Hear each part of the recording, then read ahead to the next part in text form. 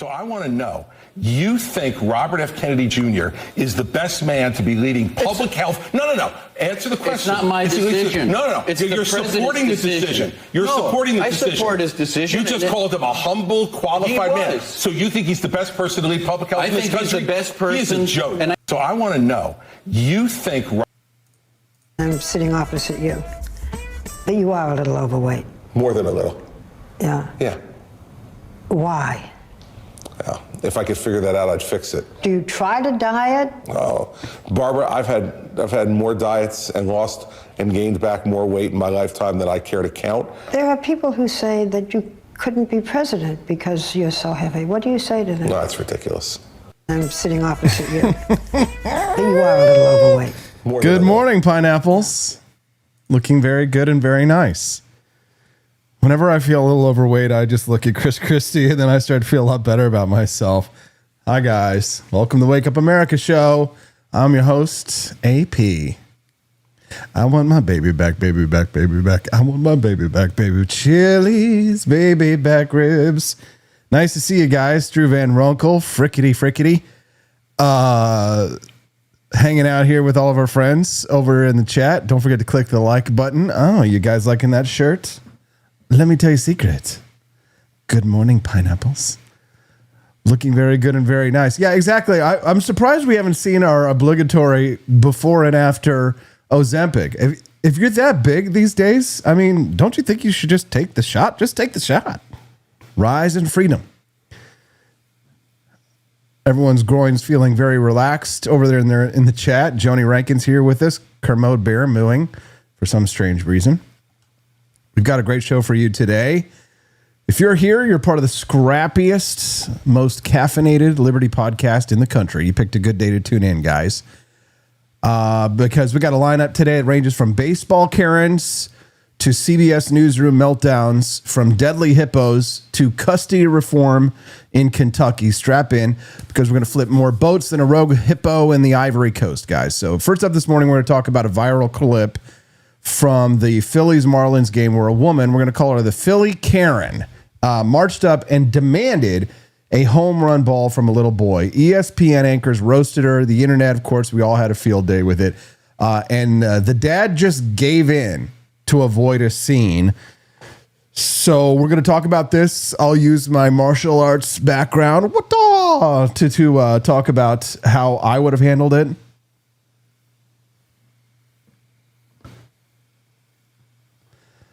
And we're going to talk about de-escalation versus standing up to bullies. Why Americans are bad at confrontation, and why I think cowardice only feeds this beast. So that's the top story today. We'll start that. That's our A1 segment. We'll get to that in just a moment once I've got everything set up. Then we've got a heavier story. I'm sure you've probably seen this all over the internet.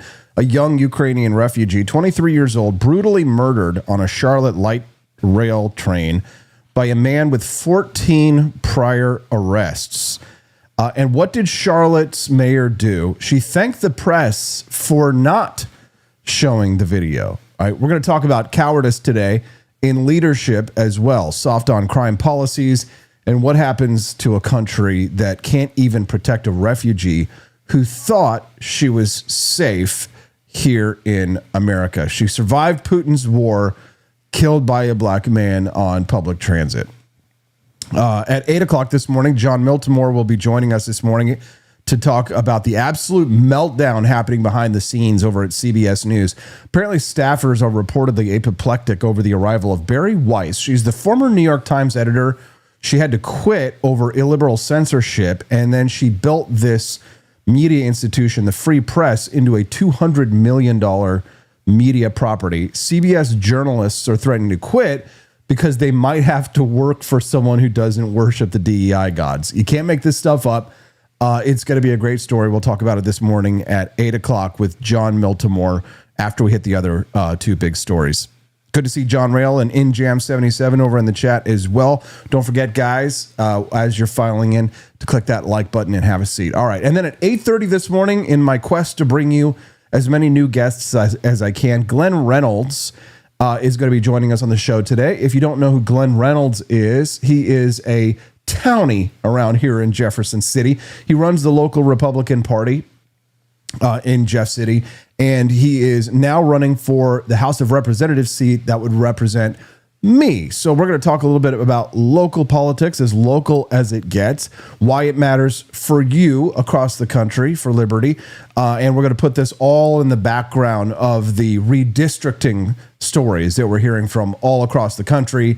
As California is redistricting itself to make it even less competitive, more states are following suit. In red states like Missouri, moving towards redistricting plans that have the Democrats howling. We'll talk about that with Glenn Reynolds. He's running for the House of Representatives, just announced. We're looking forward to hearing from him at 8:30 this morning. So those are the topics that we definitely are going to squeeze in. And if we've got time, then we're going to hear from Eric John, pizza artist in the chat. No, just kidding. Hey, what's up, Eric John? Welcome to the show, man. Good morning, Monday morning.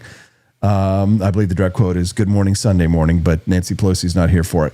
And if we have time today, guys, I'm going to close this solo block with something that's close to my heart, this story of equal shared parenting. Kentucky made 50-50 custody the default in divorce cases. And guess what? Divorces in Kentucky plummeted by 25%. You love to see it. Now, where else are you going to see headlines like that in the morning? How about a little bit of good news? Critics say it's risky. Advocates say that it's common sense. If we have time today, we'll get to this story. We'll talk about why no child should grow up thinking that dad is optional, and why liberty begins in the ends in a family courtroom. So at 8:30 this morning, after we talk to Glenn Reynolds, if we have time, we will get to that story. If not, then I'll try and book a guest on that topic for you guys. But we are actually pretty packed up. We've got tons of great new names and faces that are going to be on the Wake Up America show this week. We're just busting our butts over here, humping the pineapple, as we say. That's what we'll call it now. It's very sticky and kind of sharp on the outside, but Dad Bod Baboon doesn't mind. He'll hump a pineapple. Okay, and then, of course, if we unlock the bonus content today, which I'm hoping that we do, then we've got a really interesting guest today, an exclusive sit-down with the Ivory Coast hippopotamus that capsized a boat and left 11 people missing, including a baby. Well, the hippopotamus would like to speak out his side of the story today. He's breaking his silence, sharing his side of this tragedy on the river that happened, and he's also weighing in on his viral cousin, Moo Dang, and he's cracking jokes about a Florida tourist that went to Zambezi and lost her leg and her flip-flop. Trust me, you don't want to miss what the hippo has to say. Austin, how do we unlock the bonus content and see and hear from the hippopotamus on the show today? Well, if you are still in the mood for a hippopotamus for Christmas, you can still get one. And I think the best way to do it, guys, is to head to the Liberty Shop this morning and unlock the bonus content. Just one-shot it by joining the AI class. What you might do is you could buy the Don't Tread on Me embroidered snapback hat, the beautiful one that I'm wearing right now. I want a hippopotamus for Christmas. Only hippopotamus will do. But guys, today is the kickoff of the live sessions of the AI for Creators course. We've already got a healthy group of people who have signed up for my course, the AI for Creators course taught by me. The first session pops off today. It's $150, and that is stinking cheap for everything that I'm going to be teaching you and showing you. If you aren't an AI expert, you will be by the time I'm done with you. Today at 4 p.m. Central is the first live class. Don't worry if you can't make it, because we will record it and share it with anyone who will be coming along later. So if you guys are interested in learning how I'm doing, what I'm doing over here to make the For Liberty Network work, then you can join us by going ahead and purchasing this morning. If you do during the live show, that will unlock the bonus content. John and Casey says, oh, it's live classes. What time are the classes? Oh, it's live classes and it's not live classes. There's a full course ready for you right now. So like Jennifer Halbine yesterday, she bought the class, and it looks like she's already sped through the 3-hour course that I've already produced that's there waiting for you, that you can take even if you're not going to. The live courses are in addition to this. Talk about a value. You get the live courses on top of it, where I really go into depth and detail on these things. Then, of course, I will upload those for you. You can watch them later. But also, we actually have a live support chat channel available for you. So if you're getting stuck and you're working on something, you can literally just go drop us a message and say, hey, Austin, I can't figure out how to do this, such and such. I'm trying to do this with AI.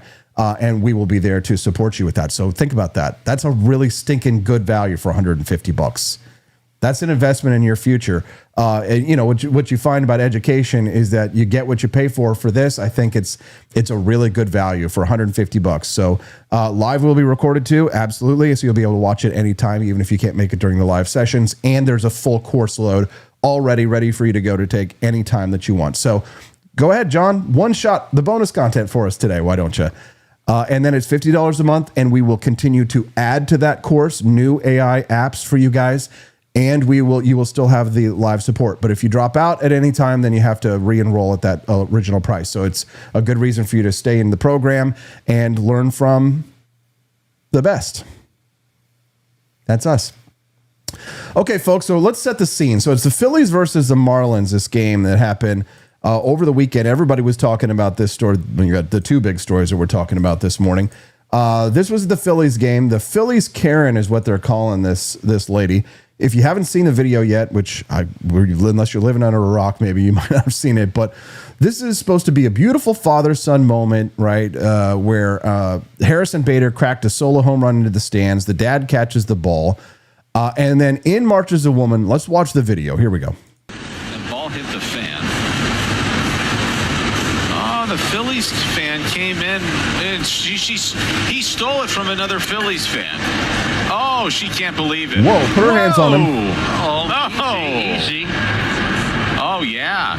Yup. We have a little infighting here. You know, he did give it to who I would assume is his son, maybe.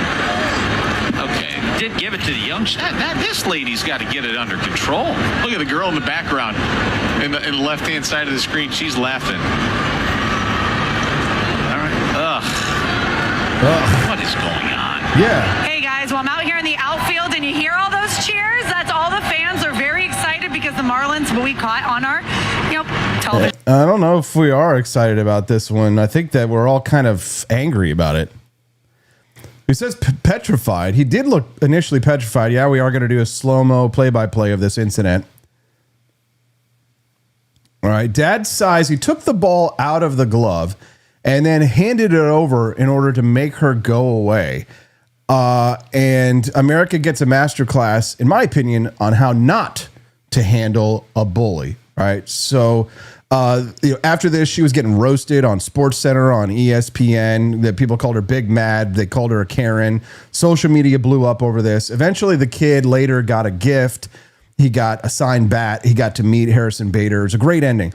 But let's be honest, the real lesson here isn't about the ball. It's about how we as Americans handle confrontation. And folks, America is failing the test big time. Those of you who know me know that I am an experienced martial artist. I've been doing Japanese karate for about 15 years, 20 years now. And I teach classes here in Jefferson City on Wednesday nights. So I've spent a little bit of time in the ring. I've spent some time in self-defense classes as opposed to just traditional Japanese karate classes.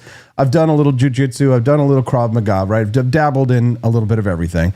All right. And one of the first things that you learn in self-defense is not how to punch. It's actually how to stand, right? You learn stances, right? How to square your shoulders, how to protect your space, how to show that you are not a target, that you're not a victim, right? That you won't be bullied.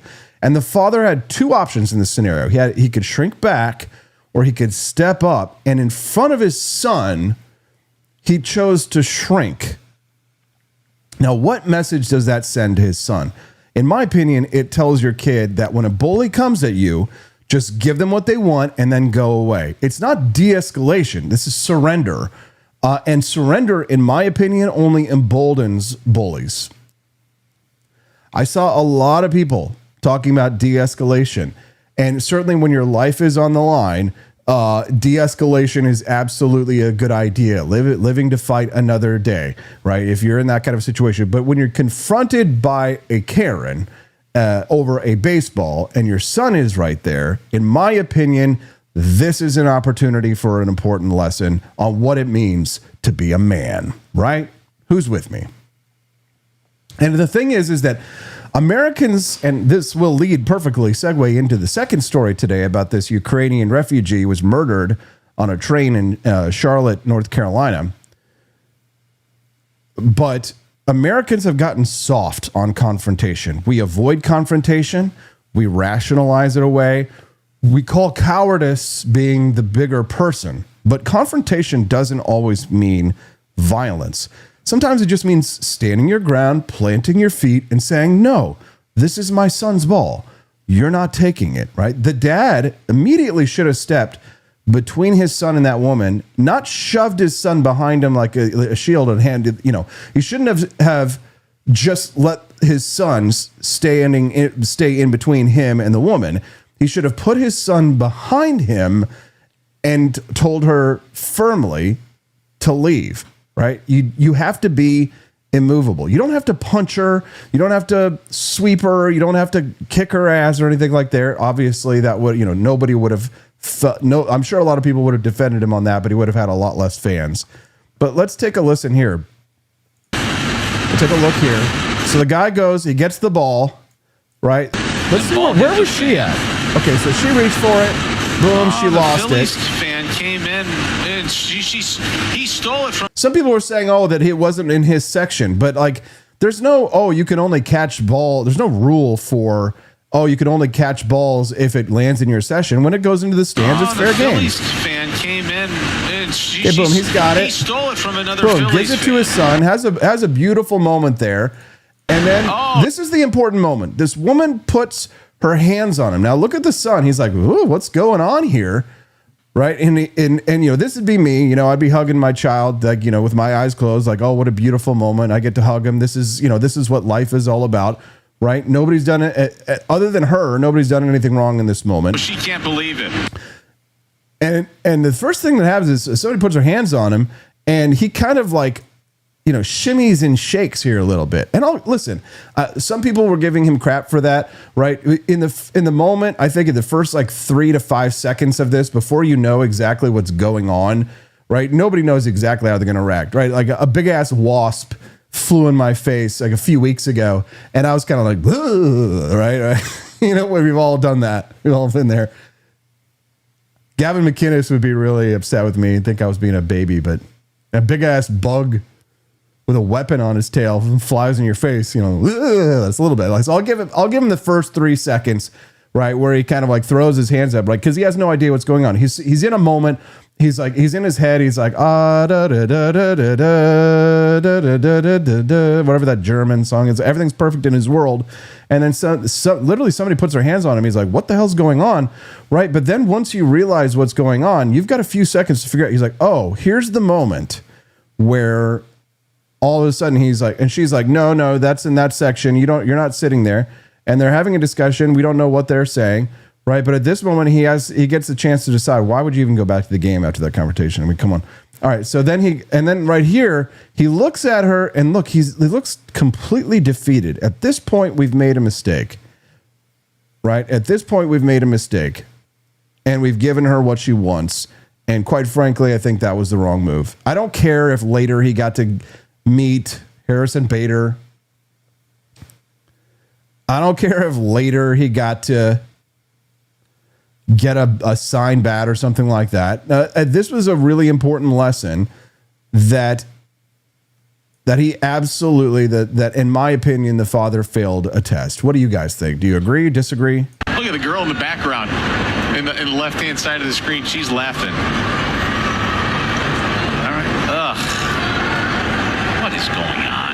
Yeah, what is going on? I'm out here in the outfield and you hear all those cheers. That's all the fans are very excited because the Marlins, what we caught on our, television screens, on our cameras, guys, was a kid his home run ball being taken away from him. So the Marlins wanted to make sure that he had a little prize pack and some baseballs to make up for the incident that we caught a little bit earlier on our game. So you see the young man's very excited. He's got a baseball there for both himself and his sister, as well as a goodie bag full of other goodies here, guys. So again, really good to see. You see the fans all around here in the outfield. They're cheering. They're very excited that this young man has been given a baseball. There you go. See very that? cool by the Marlins. Listen, very, very nice gesture.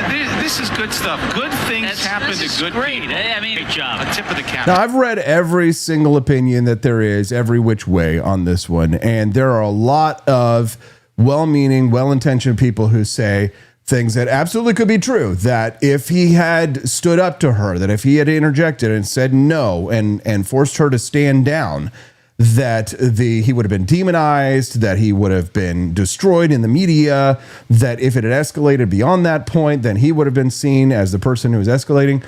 Right. I disagree. Right. I disagree. I think that for too long, he allowed this woman to be too close to his children, and someone who has shown that they are dangerous enough to come up and put their hands on you, and you find your child putting your hands on me when I'm anywhere near my kids is going to be a really bad idea. If you want to die, if you want a guaranteed death, a bloody, awful, horrible death, put your hands on me when I'm within a few feet of my children, right? But in my opinion, talk about, it's not about, you're not escalating. Put yourself in between your kids and the threat, right?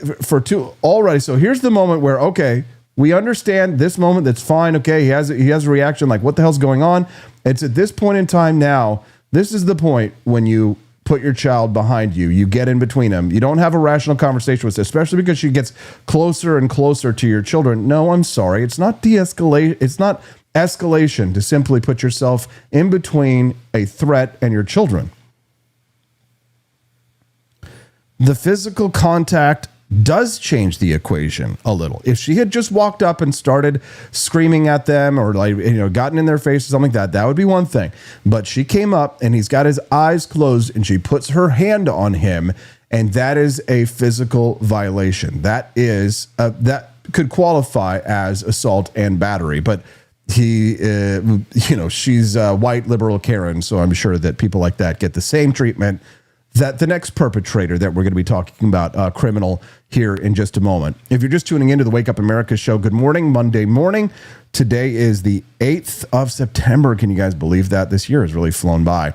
We'd love to have you be a regular guest of the show. If today is the first time that you're watching the Wake Up America show, in order to be a regular guest, it's really simple. All you've got to do is click that follow button that you see over on Rumble. If you click the follow button, you'll get a notification on your app when we go live.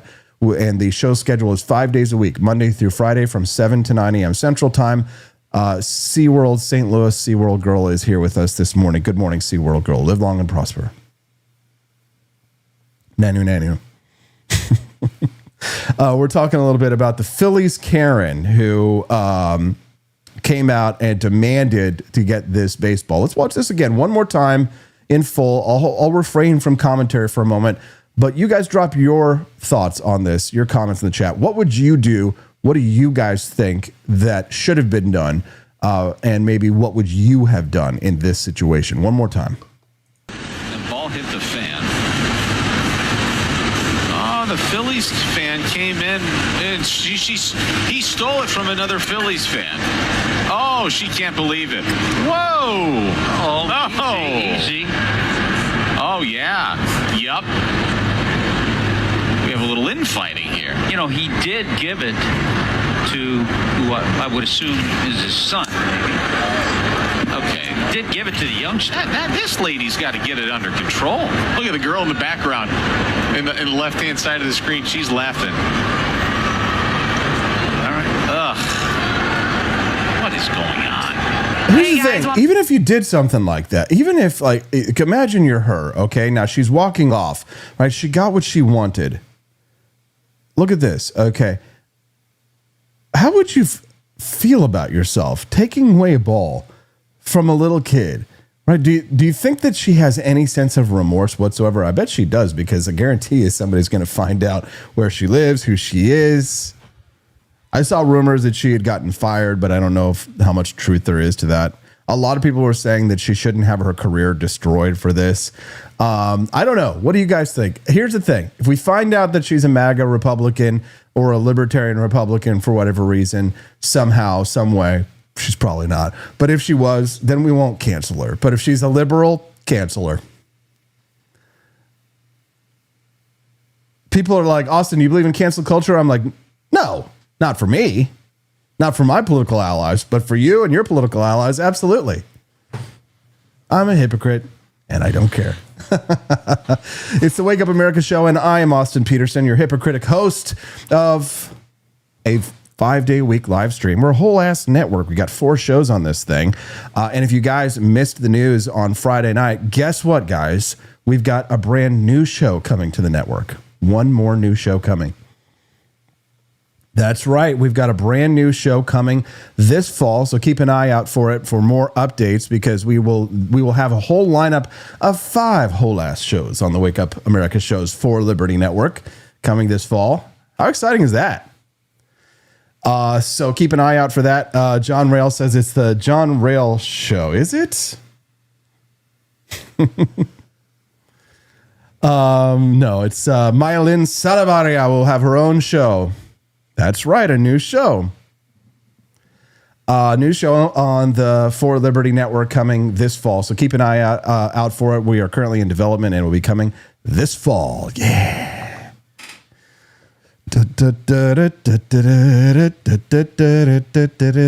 Amy J.E. says, not sure I would have given in. You can stand your ground without being equally bitchy. We have to... How to do this with a visitor this weekend. Keep your cool, stand your ground, and let them escalate. Interesting. Drew Van Runkle says, don't ruin her career regardless. She has enough shame now. Okay, that's interesting. SeaWorld Girl says, with that hair, gotta be a Democrat. Agreed. Mm-hmm. Look at this beautiful hat. Brand new. From the Liberty Shop. Whole ass much better than whole asshole, right? Master those skills, says Brad. Welcome to the Wake Up America show, guys. Don't forget to click the like button if you haven't already. All right, so the next story is a challenging one. A Ukrainian refugee flees Putin's war only to be butchered by a career criminal on an American train. Democrats, local leaders, and mainstream outlets have been staying silent or downplaying this, of course, because acknowledging the truth would expose the rot of soft-on-crime policies. I'll play the video once without commentary, and then we will play it again with commentary. This is a deeply concerning video. It's not the full unedited video. It does have blurring out, and it does get rid of the moment of the actual stabbing that occurred on this train in North Carolina.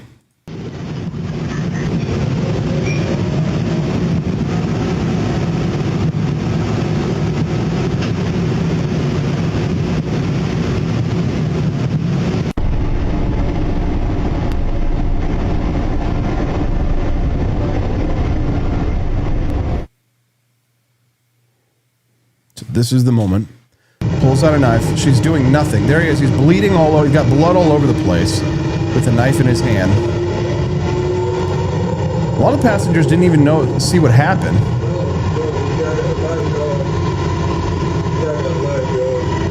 Blood everywhere. Yeah. So she escaped Putin's bombs only to be stabbed to death on an American train. 23 years old, Iryna Zarutska, she was a Ukrainian refugee, murdered in Charlotte, North Carolina. Folks, this story is going to haunt you. She was just sitting on this light rail, scrolling on her phone, and a man with a rap sheet longer than the New York Times crossword puzzle unfolded a knife and plunged it into her throat, right? And the response from Democrats, from the media, silence. If you go to the Associated Press and you type her name into a search, you will find 0 stories. As of last night when I checked, 0 stories in the Associated Press on this story. Dadbod Baboon says, this is exactly why I rarely sit with anyone behind. Always have my eye on the doors and may or may not always be caring. Good for you. And thank you, Dadbod.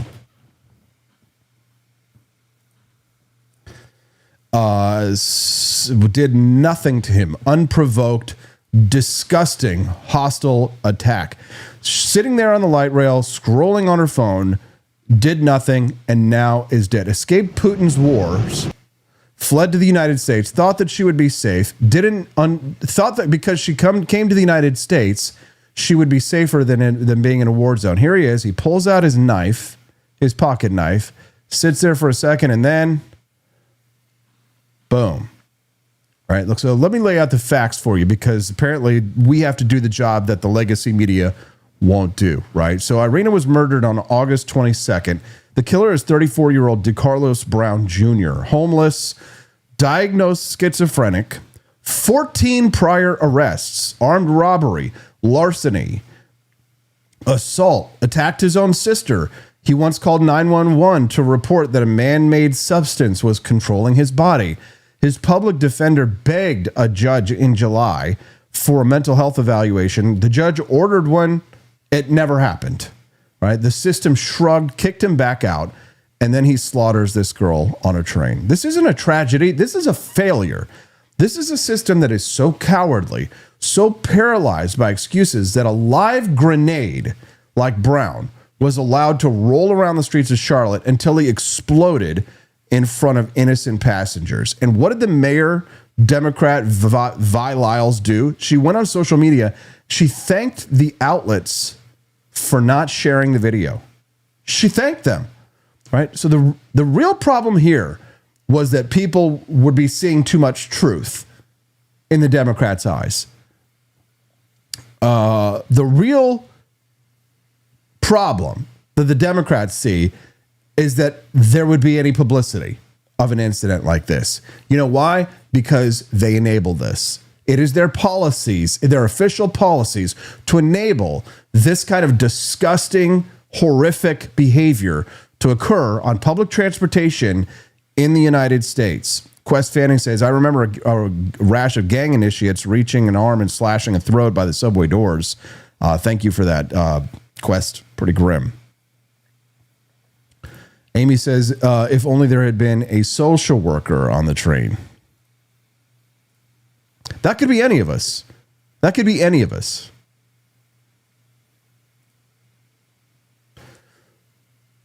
And what this is political cowardice. Right? They don't want you to see what their soft on crime policies are doing here in the United States. They don't want you to see what the left's policies will lead to here on the streets. Right? Brown had so many arrests.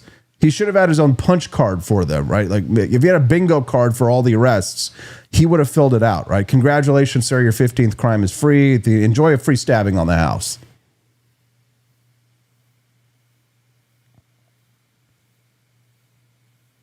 Fox, of course, covered it.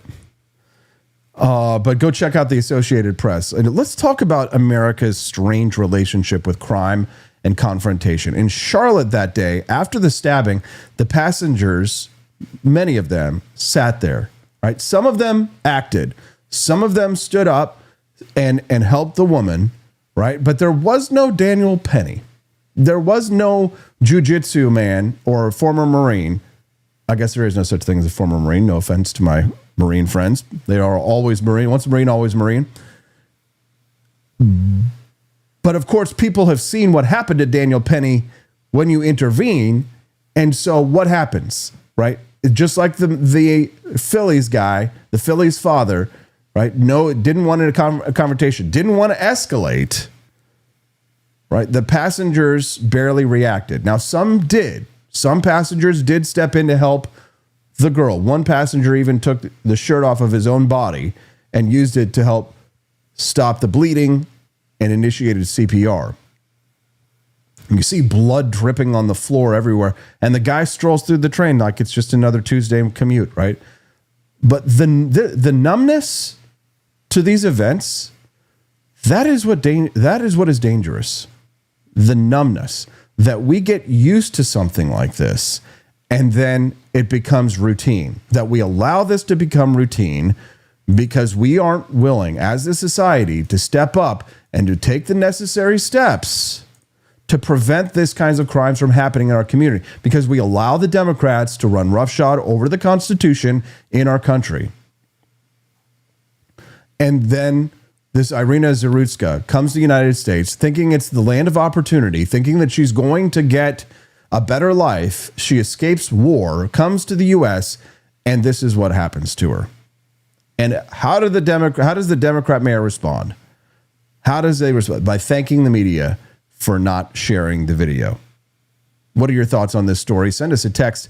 573-319-1586 is the text line. That's 573-319-1586. He claimed a man-made substance was controlling his body. I wonder what that might have been, right? Yeah, I know what it is. It's called the democratic justice system. It makes you eat, walk, and stab people while they shrug and then release you on bond. Here's the judge who let him go. Got her picture pulled up here somewhere. Judge Teresa Stokes let a career criminal go with a written promise that he would appear in court. Here we have the lovely, lovely judge. Here we have his arrest record, Decarlos Brown, 14 times. You would think after the fourth felony that they would stop letting someone like that out to roam onto the streets. This was a preventable tragedy. Absolutely inexcusable. And it reminds me of the discussion that we're having in this country about whether or not we need to bring back the asylums, bring back the mental asylums. And a lot of libertarians will say, oh, it introduces all of these other problems. Yes, it does. There is always the possibility of a false positive, but that doesn't mean that we shouldn't advocate for solutions that will very clearly prevent these kinds of crimes in our country. Bring back the asylums. Your thoughts? This isn't just Charlotte. This is Chicago. This is San Francisco. This is Portland. This is DC. Right? We've created a revolving door where criminals are the only people who feel safe. The victims, the shop owners, the commuters, the refugees like Iryna, no, they get sacrificed on the altar of compassion. They get sacrificed while the bad guys walk free. Right? Mayor Vi Lyles says she wanted to protect the family's dignity by suppressing this video initially, right? You know what would have protected the family's dignity? Keeping Iryna alive.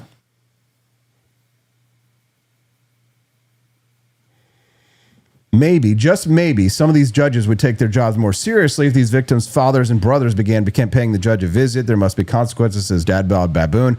Captain Tight Pants says nothing on Reuters. And I saw someone else said nothing on the Associated Press. It's not going to be there. I would be shocked if there was something even on USA Today. A lot of people, I hate USA Today so freaking much, and people don't understand. Like, also, why do you hate the newspaper that they bring around to the hotel rooms? Because it's a leftist liberal trash rag that purports itself to be an unbiased news source, when in reality, if you read it, it's one of the most insidious. So the Associated Press, if you read the Associated Press, they're very good at manipulating you into thinking that they're being judicious, or that they're being truthful or honest, or both sides. But they'll have a very, very insidious left-wing bias. But USA Today, if you read it, it's just like straight hit pieces on Trump all of the time, attacks on conservatives, very biased reporting. I think that of all of the newspapers that are psyops meant to try and disenfranchise us, the American people, from our way of life, I actually think I would put USA Today as actually number one, because it is the kind of newspaper where a normie would read that newspaper and say, oh, well, it's USA Today. It's a normal, regular newspaper. I get it outside my hotel room in the morning. It's just USA Today. Let's just read all of this, written for normie slop leftist advocacy that poses as journalism. I would be shocked if USA Today, actually nothing on USA Today. I rest my case.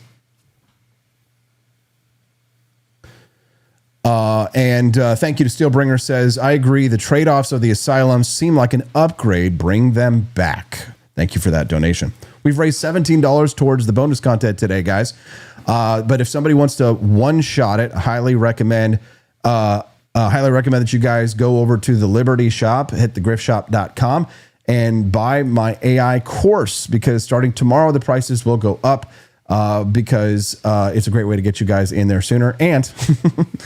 And because, of course, the customer base that I have to support gets larger. So be an early adopter. If you guys have been thinking about getting the AI course, get it today, because tomorrow the price goes up to $200 to buy in. And today it's only $150. So go ahead, do it now, one shot it. There's already a full course in there ready for you guys to take. And then the first live session is today at 4 p.m., which will be recorded to teach you guys how to use AI for creators. This is in Houston, Texas, in America.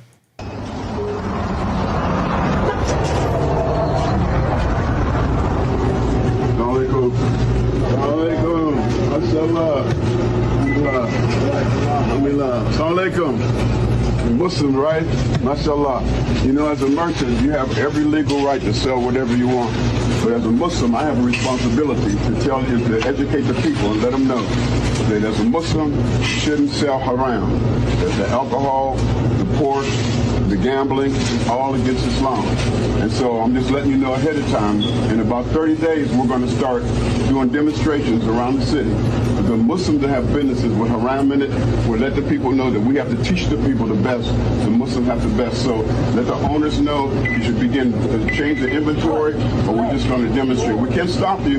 You have a right to do it, but we have to give the dawah to let the people know the truth about Islam, okay? So get the haram out of your store. May Allah bless you. I love you for the sake of Allah. Assalamu alaikum. Maybe it's time for us to start protesting mosques in this country.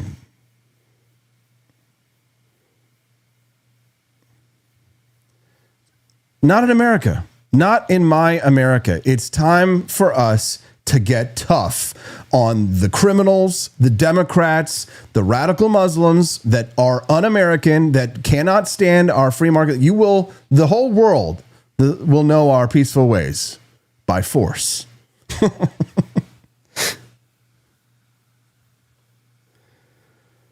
They took over London and now it's here. Yes, it's time to say goodbye.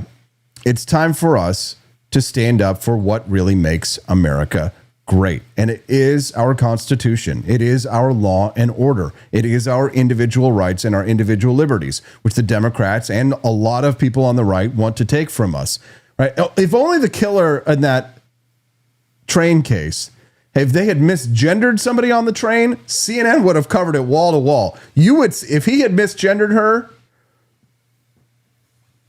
he'd be in jail right now. The communists, the Islamists, the anarchists, the socialists, well, all sound a little different from Glenn Beck, and the post-liberal right and the fascists as well. How's that? Glenn Beck would never say that. He's employed far too many of them. What's going on, Glenn? Come back. Baby, come back. You can blame it all on me. So should violent repeat offenders ever walk free after double-digit arrests, right? 14 chances this guy had. 14. At what point do we say enough? Let us know in the chat. How many chances do you think a person should get, right? Iryna's Pizzeria posted that she was more than an employee where she worked. She was a friend, a light, someone who brought warmth into people's lives. That light is gone now. That light has burned out. And it's gone because our leaders chose cowardice over confrontation and, excuses essentially over accountability, right? This isn't a partisan issue to a large degree. This is a moral issue, which transcends the partisan question here. And until Americans demand courage, spine, or backbone from our leaders, right? The courage to lock up the violent, courage to tell the truth, right? Courage to put victims before criminals. We're going to see more stories just like this one. You got Elon Musk. He's out there fact checking the media on murders. CNN is probably covering UFO balloons.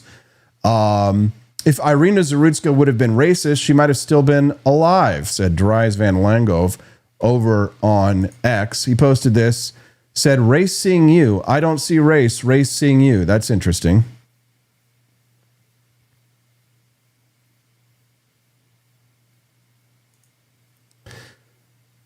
Not judging by the color of his skin. Yeah, there's the content of his character. Yikes.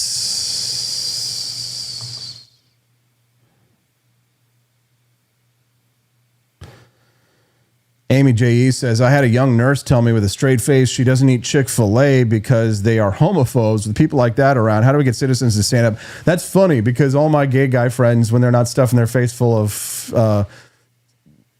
can I make that joke, Austin Cock? They're stuffing it full of chicken. It's too early for those kinds of jokes, AP. Too early for those kinds of jokes. So why was a man with 14 arrests and diagnosed schizophrenic? Why was he walking free on public transit? Should Americans rethink how violent offenders with mental illness are handled? Questions for the chat. Oh my God, no sound effects, guys? Boy, that's really crazy. I've been pushing all these sound effects the whole time. Thank you, Frickety, for pointing out that there have been no sound effects. How's this? God, I feel like an idiot. All right. What does this case say about America's ability to protect refugees or any citizen from violence? St. Selma says it's only logical that if a person can't control himself well enough to behave according to our laws and is a danger to himself or others, and he shouldn't be allowed to roam free in society. Agreed. Some would argue that it's libertarians' fault for keeping mentally ill on the street. That's funny, JJ. There's one thing the libertarians have had. It's a lot of control over policy. So, Decarlos Brown, he had so many arrests. He's 14 arrests on his record. 14 times this man had come into contact with the criminal justice system. He was also released without bond after he was misusing 9/11. Maybe just let him hold the phone next time for therapy, right? Just...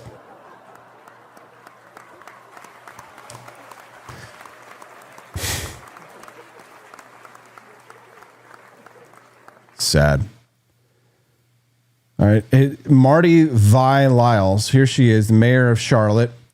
This is her post. The video of the heartbreaking attack that took Iryna Zarutska's life is now public. I want to thank our media partners and community members who have chosen not to repost or share their footage out of respect for Iryna's family. Excuse me? Yes. They don't want this kind of information to come to light. They don't want it out there. This was a senseless and tragic loss, she says. My prayers remain with her loved ones as they continue to grieve through an unimaginable time. Like so many of you, I'm heartbroken. Yeah, bullshit. And I've been thinking hard about what safety really looks like in our city. I remain committed to doing all we can to protect our residents and ensure Charlotte is a place where everyone feels safe. That is the sound of a woman. That is the comment of a woman who doesn't ride public transportation in Charlotte. That is the sound of a woman. I keep hitting the second camera button. He's not here yet. Captain Tight Pants asking the real questions over there says, shouldn't there be a feminist uprising over this one? No, they don't protect their own when it's underneath this scenario. Elon Musk said, let's change the law. Between now and then, name and shame the district attorneys and judges who enable murder, rape, and robbery, but especially shame those who funded the campaigns of the DAs and the judges. This will make the biggest difference. I'm with Elon. Xavier Durousseau says, so let me get this straight. A bartender can go to prison for serving drinks to a drunk person if they drive and murder someone, but judges aren't accountable after letting a 14-time repeat offender murder a young woman. I wonder what your thoughts are. How do we hold judges and public officials accountable when things like this happen? When you have somebody, does anybody know what the arrest record was of, was it Jordan? What was his name? Jordan, the guy that Daniel Penny in New York City put into the choke lock and he ended up dying. Jordan. How many times had that guy been arrested? Another mental health case, another loony allowed to walk the streets, allowed to commit violent crimes against Americans. A bartender goes to prison if they serve drinks to a drunk person. A judge is not accountable for letting a 14-time repeat offender murder a young woman. Elon Musk says it's time to change the law. Agreed. There's got to be some kind of accountability for these people. I love this. This is the Netflix adaptation. This is a Netflix commercial. They're playing these side by side. On the right-hand side, you can see here, this was a video that Netflix put out like a year ago. They were talking about, or there was like a public This is like a public service announcement. And guess who the bad guy was on the train who was harassing women versus the reality on the left-hand side. On the right, this is the Netflix adaptation. This is not AI. This is a public service announcement that had existed before this incident occurred. Look who the perpetrator was. Yeah. What? I can stand there. Yeah. I can stand there if I like. You're live on Facebook right now. Look, here they come, the white women with their eventuality. They'll stand up if it's a white man. They're not afraid of a white man because they know that they can take them to court and there's no problem. I've got you too. Oh, I've got you too. Me too. This is all these females' fantasies, is that they'll catch a white man doing something like this on a train. Yeah. On the left, the reality. On the right, the fantasy. I can stand there. Yeah. I can stand there if I like. You're live on Facebook right now. Oh, you're live on Facebook right now. Oh, no. Not live on Facebook. Oi, you got a license for that? Cunt. Welcome to the Wake Up America show. I'm your host, Austin Petersen. How you doing, guys? Thanks for joining us live. It's very nice. Good morning, pineapples. I'm AP. We've been talking about Phillies baseball story this morning. We've also been talking about the Charlotte train incident. Speaking of the Phillies baseball incident, this is an oldie but a goodie. Watch this guy out here celebrating getting a baseball. There it is. He had his moment, and then look. I was rooting for the girl myself. And she wins in the end. Yes. There we go. Nice. You love to see it. A little bit of brightness, a little bit of happiness. Try not to make everybody really sad on a Monday morning, but we did have to talk about that story. Nelson65 says, we are taught not to be confrontational. We shouldn't take the law in our own hands. Exactly. The lesson of the first hour of this show has been confrontation. How Americans are cowed into avoiding confrontation. Here's another angle.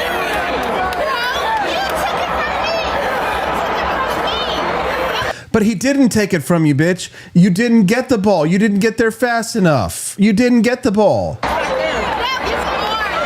That is ours? I'm sorry, but just because it lands near you doesn't mean it's yours. You've got to grab the ball.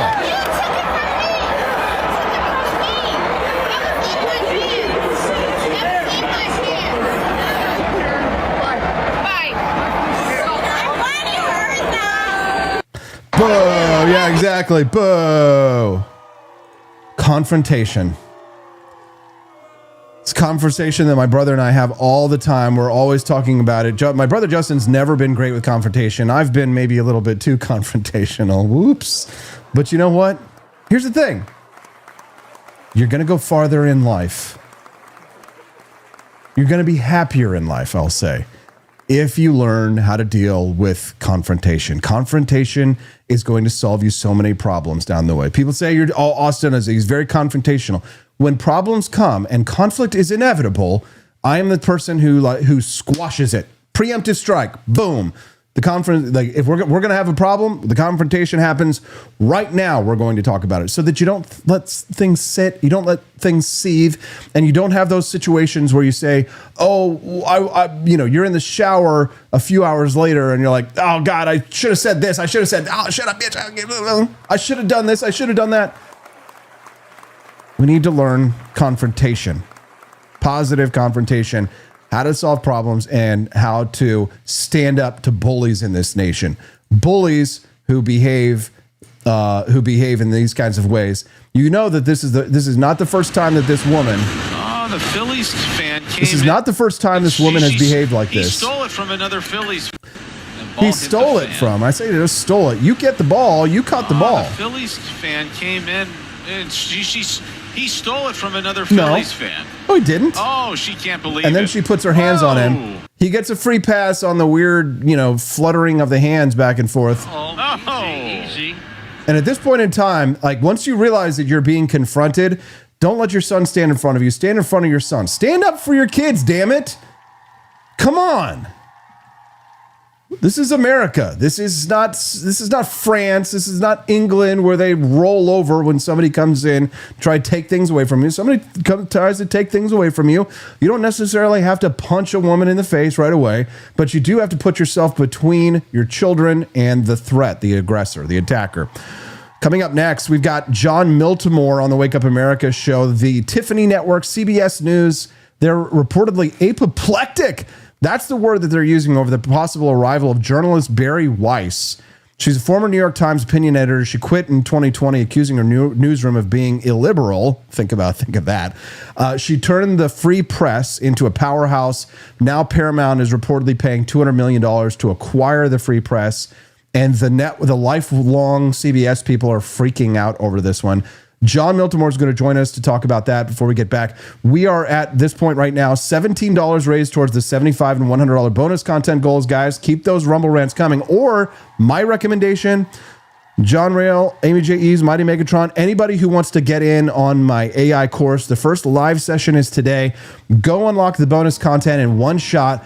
Purchase my course. Class begins today. Don't worry if you can't make it to the live session. We'll record it. You can watch it later. There's also a full course load ready to go.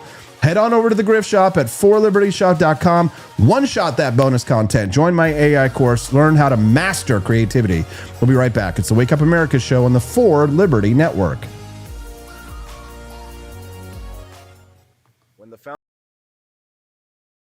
Here at Alligator Alcatraz, the fence keeps them in. But slip up, and you're on my plate. Looks like breakfast is making a run for it. We got 3 hot meals trying to check out early from Alligator Alcatraz. They can splash, they can sprint, but there's no escaping Alligator Alcatraz. Caught 2. The third? Huh. The swamp's got its own way of catching runaways. Mama was wrong. Gators don't need toothbrushes. Just an honest job making America great again.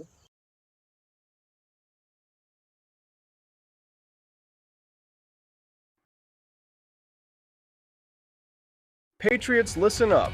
The sun's out, the shades are on, and the Gulf of America is wide open for business. This summer, don't show up to the beach looking like a landlocked liberal. Gear up with the Gulf of America collection. Towels, tumblers, shirts, hats, fanny packs, because nothing says freedom like cannonballing into liberty with style. Whether you're grilling burgers, catching waves, or just flexing on social media, do it draped in stars, stripes, and pure American greatness. The Gulf of America isn't just a place, it's a lifestyle. Hit forlibertyshop.com and roll into summer like the Founding Fathers just handed you the keys to the coast. Beaches, BBQs, and bald eagles approved. You should too. Head over to forlibertyshop.com and get your Gulf of America gear. Summer is coming fast. That's forlibertyshop.com. Imagine bringing George Washington back to life. Just to explain that in 2025, men can get pregnant, waving an American flag might offend someone, and our government is $34 trillion in debt. But that's not all, George. We have drag queen story hour for toddlers. Pronouns are mandatory. And Harvard can't define woman. Oh. And we send billions to Ukraine but can't fix potholes in Ohio. You know, just normal modern empire stuff. I'm sure he'd be totally cool with it. Right after he finishes reloading. He didn't cross the Delaware for this nonsense. But you can carry on the fight with gear that would have made King George cry. Shop bold, shop free, shop forlibertyshop.com.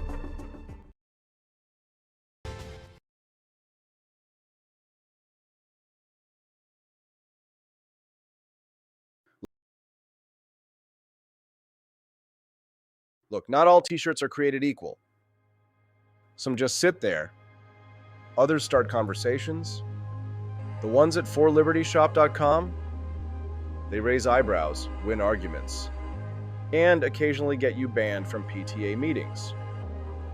Whether you're repping freedom, mocking tyrants, or just making the left squirm,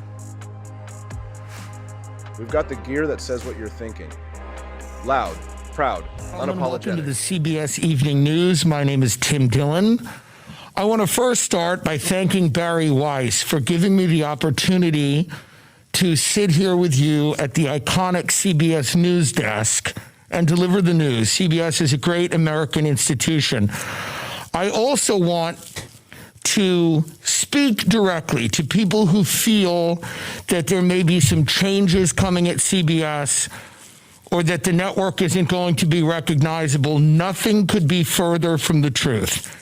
Here at CBS, we have a journalistic commitment to integrity, giving you both sides or all sides of every issue that matters to you. I like the bagels and the Manischewitz wine. Good morning, pineapples. Looking very good and very nice. Welcome to the Wake Up America show. I'm your host, Austin Petersen. Bari Weiss left the New York Times, said that they're illiberal. Fascinating insight there. Starts up her own media organization called The Free Press. CBS News now, or under Paramount, offers to buy The Free Press, which does that make it The Free Press anymore, for $200 million.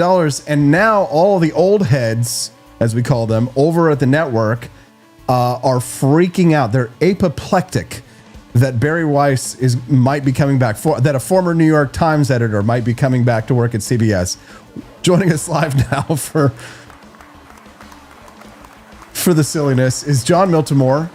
He works for the American Institute for Economic Research. We're going to hear from him on this topic today. He's joining us live right now. Everybody welcome John Miltimore. It's Mondays with Miltimore. How you doing, John boy? Hey, I'm doing great, AP. Happy Monday to you. Glad to have you here, bud. And real quick, before we get into the topic, I just want to say thank you to everybody.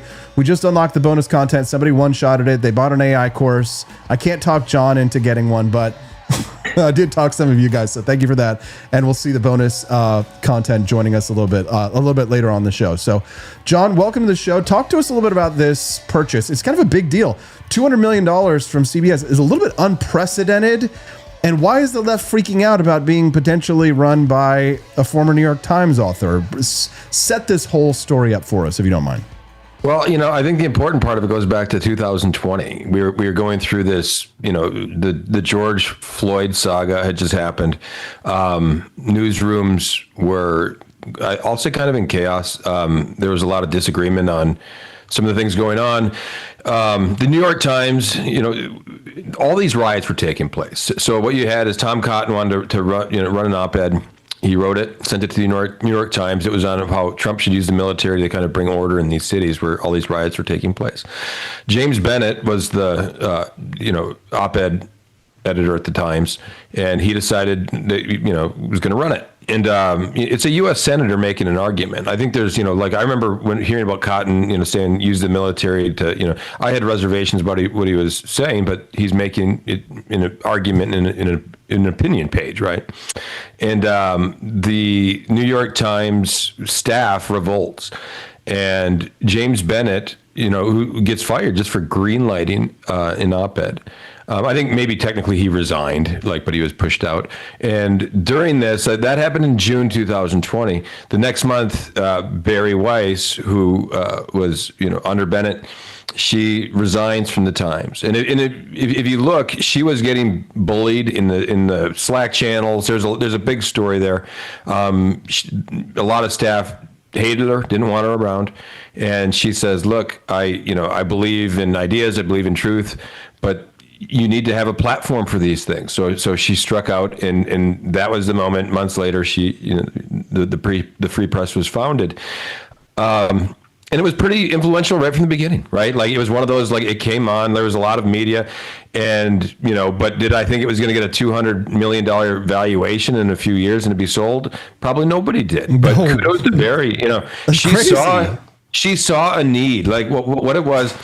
I think the left for years has really understood the value of narrative, the value of story, the value of journalism, compared to the right, the libertarians, everyone. I was always envious. If you were a journalist on the left, you could go anywhere. You could go to the legacy outlets like CBS, New York Times, Washington Post. You could go to these other, magazines like Mother Jones or The Nation, Slate. You had an endless, string of options if you were a left-wing writer. There was really, on the right for years, you didn't have that, right? You had maybe National Review and the Weekly Standard, and then there was other organizations over the years that kind of started to grow and offer, compensation for writing. But even there, the writing they do is often very different from what the left-wing organizations are doing. They're doing real journalism. They're breaking stories. They're telling stories. Even today, a lot of what you see in free market spaces and right-wing spaces, it's a lot more op-ed, and it's a lot more, you don't see that level of journalism. Bari gets it. And that's what she saw something. She said, we can do this too. And the Free Press does great journalism on all kinds of different stories. They're usually the first to break a huge story. And they don't just break the story. They have the right person telling that story. Maybe it was somebody, a former NPR journalist himself, who says, this is crazy over here. I'm out. I'm leaving. And then she come write us an op-ed. And that actually happened. I can't remember if it was 2021 or 22.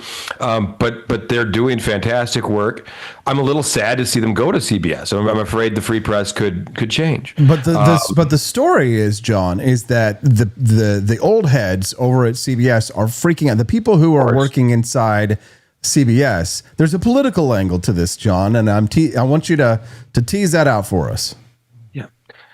Well, newsrooms are incredibly left wing. Like, we know this. I was a former newspaper reporter. It was a smaller, newspaper in Florida.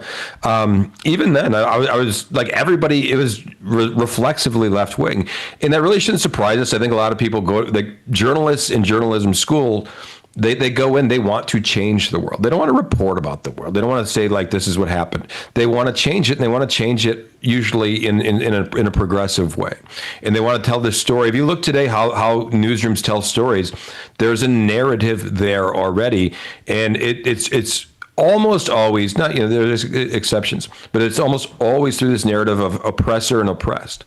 And this is why you see certain stories that national media covers and certain stories that they don't cover, even though it might be, person here dies at the hands of person Y dies at the hands of person X. What will make that story get national attention is certain characteristics of the person who died, and you'll get weeks, months of reporting coverage where somebody else could die. It's all driven by narrative, and like there's some people that look at this and say, well, that's not the way we should cover stories. Like we want to cover more stories. Maybe we need more diverse newsrooms, right? Maybe we need people with different ideas and backgrounds that should be writing about these stories. There shouldn't be one set narrative for our newsroom, should there? And I think that's what Bari Weiss is going to do if she does end up at CBS. I think she's going to. You use that word illiberal at the Times, and I think that was the right word. I think she approaches this. There's not one way to tell stories. We want to be a heterodox, type institution where you have all kinds of different perspectives being offered. That is something legacy media has failed to do. And I'll say they've failed, mostly my whole life, but especially the last 20 years, they've become very uniform in the way they report. The stories become predictable. It's almost like they intentionally don't cover certain stories because it doesn't fit the narrative that they want their viewers to see. Well, that much is obvious. I mean, for example, if you go to Reuters or the Associated Press this morning, you won't find any news stories covering that incident, the video that was released of the Charlotte train stabbing.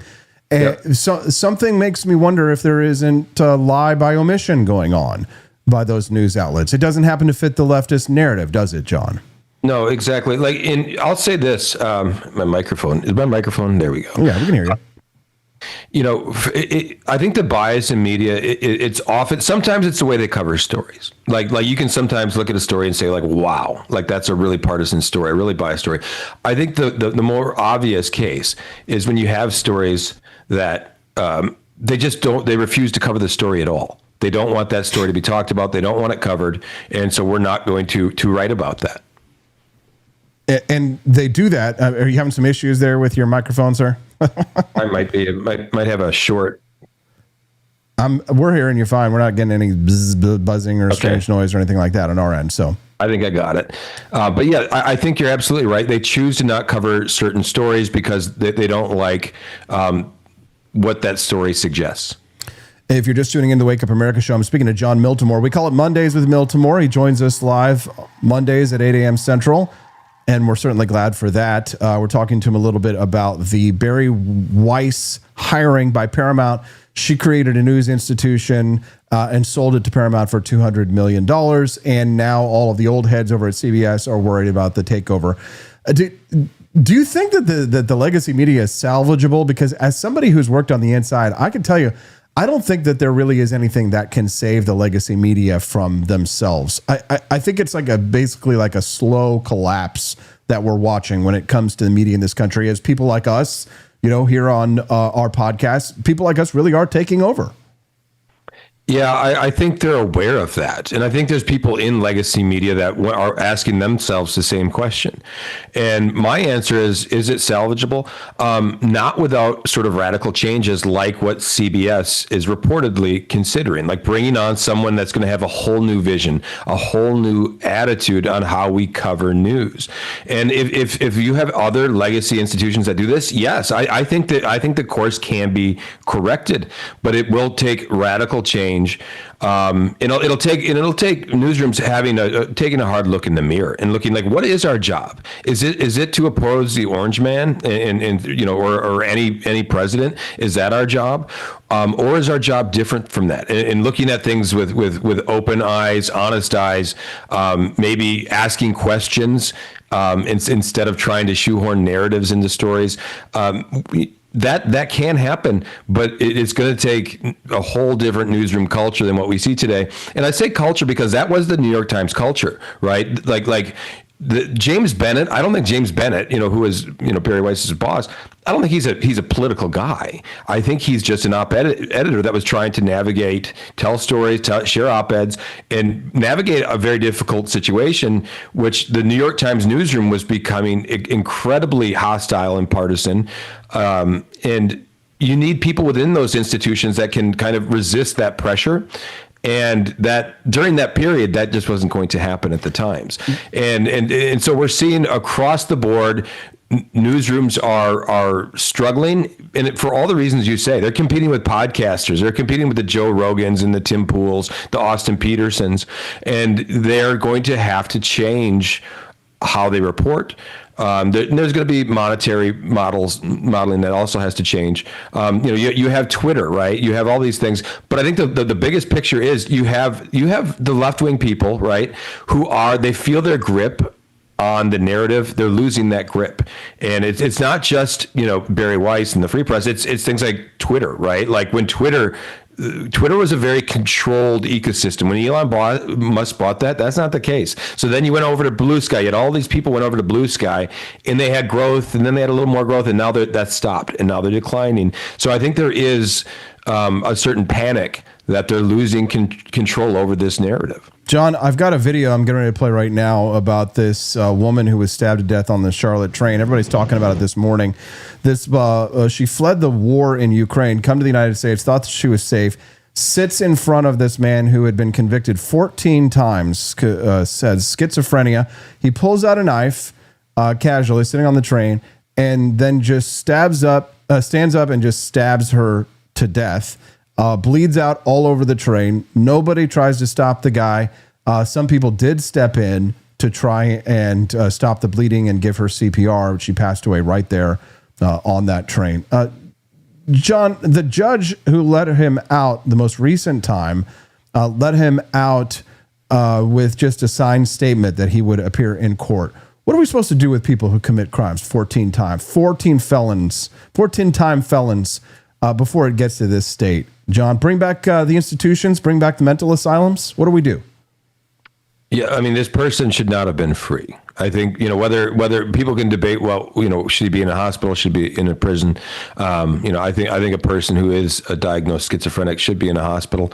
We need to have places for these people. Simply releasing them, I don't know how we reached a point even when there was debate over, hospital versus prison, at least we weren't just simply releasing people that didn't belong on the streets. This is a failure. It's a failure of systems. It's a failure of U.S. cities.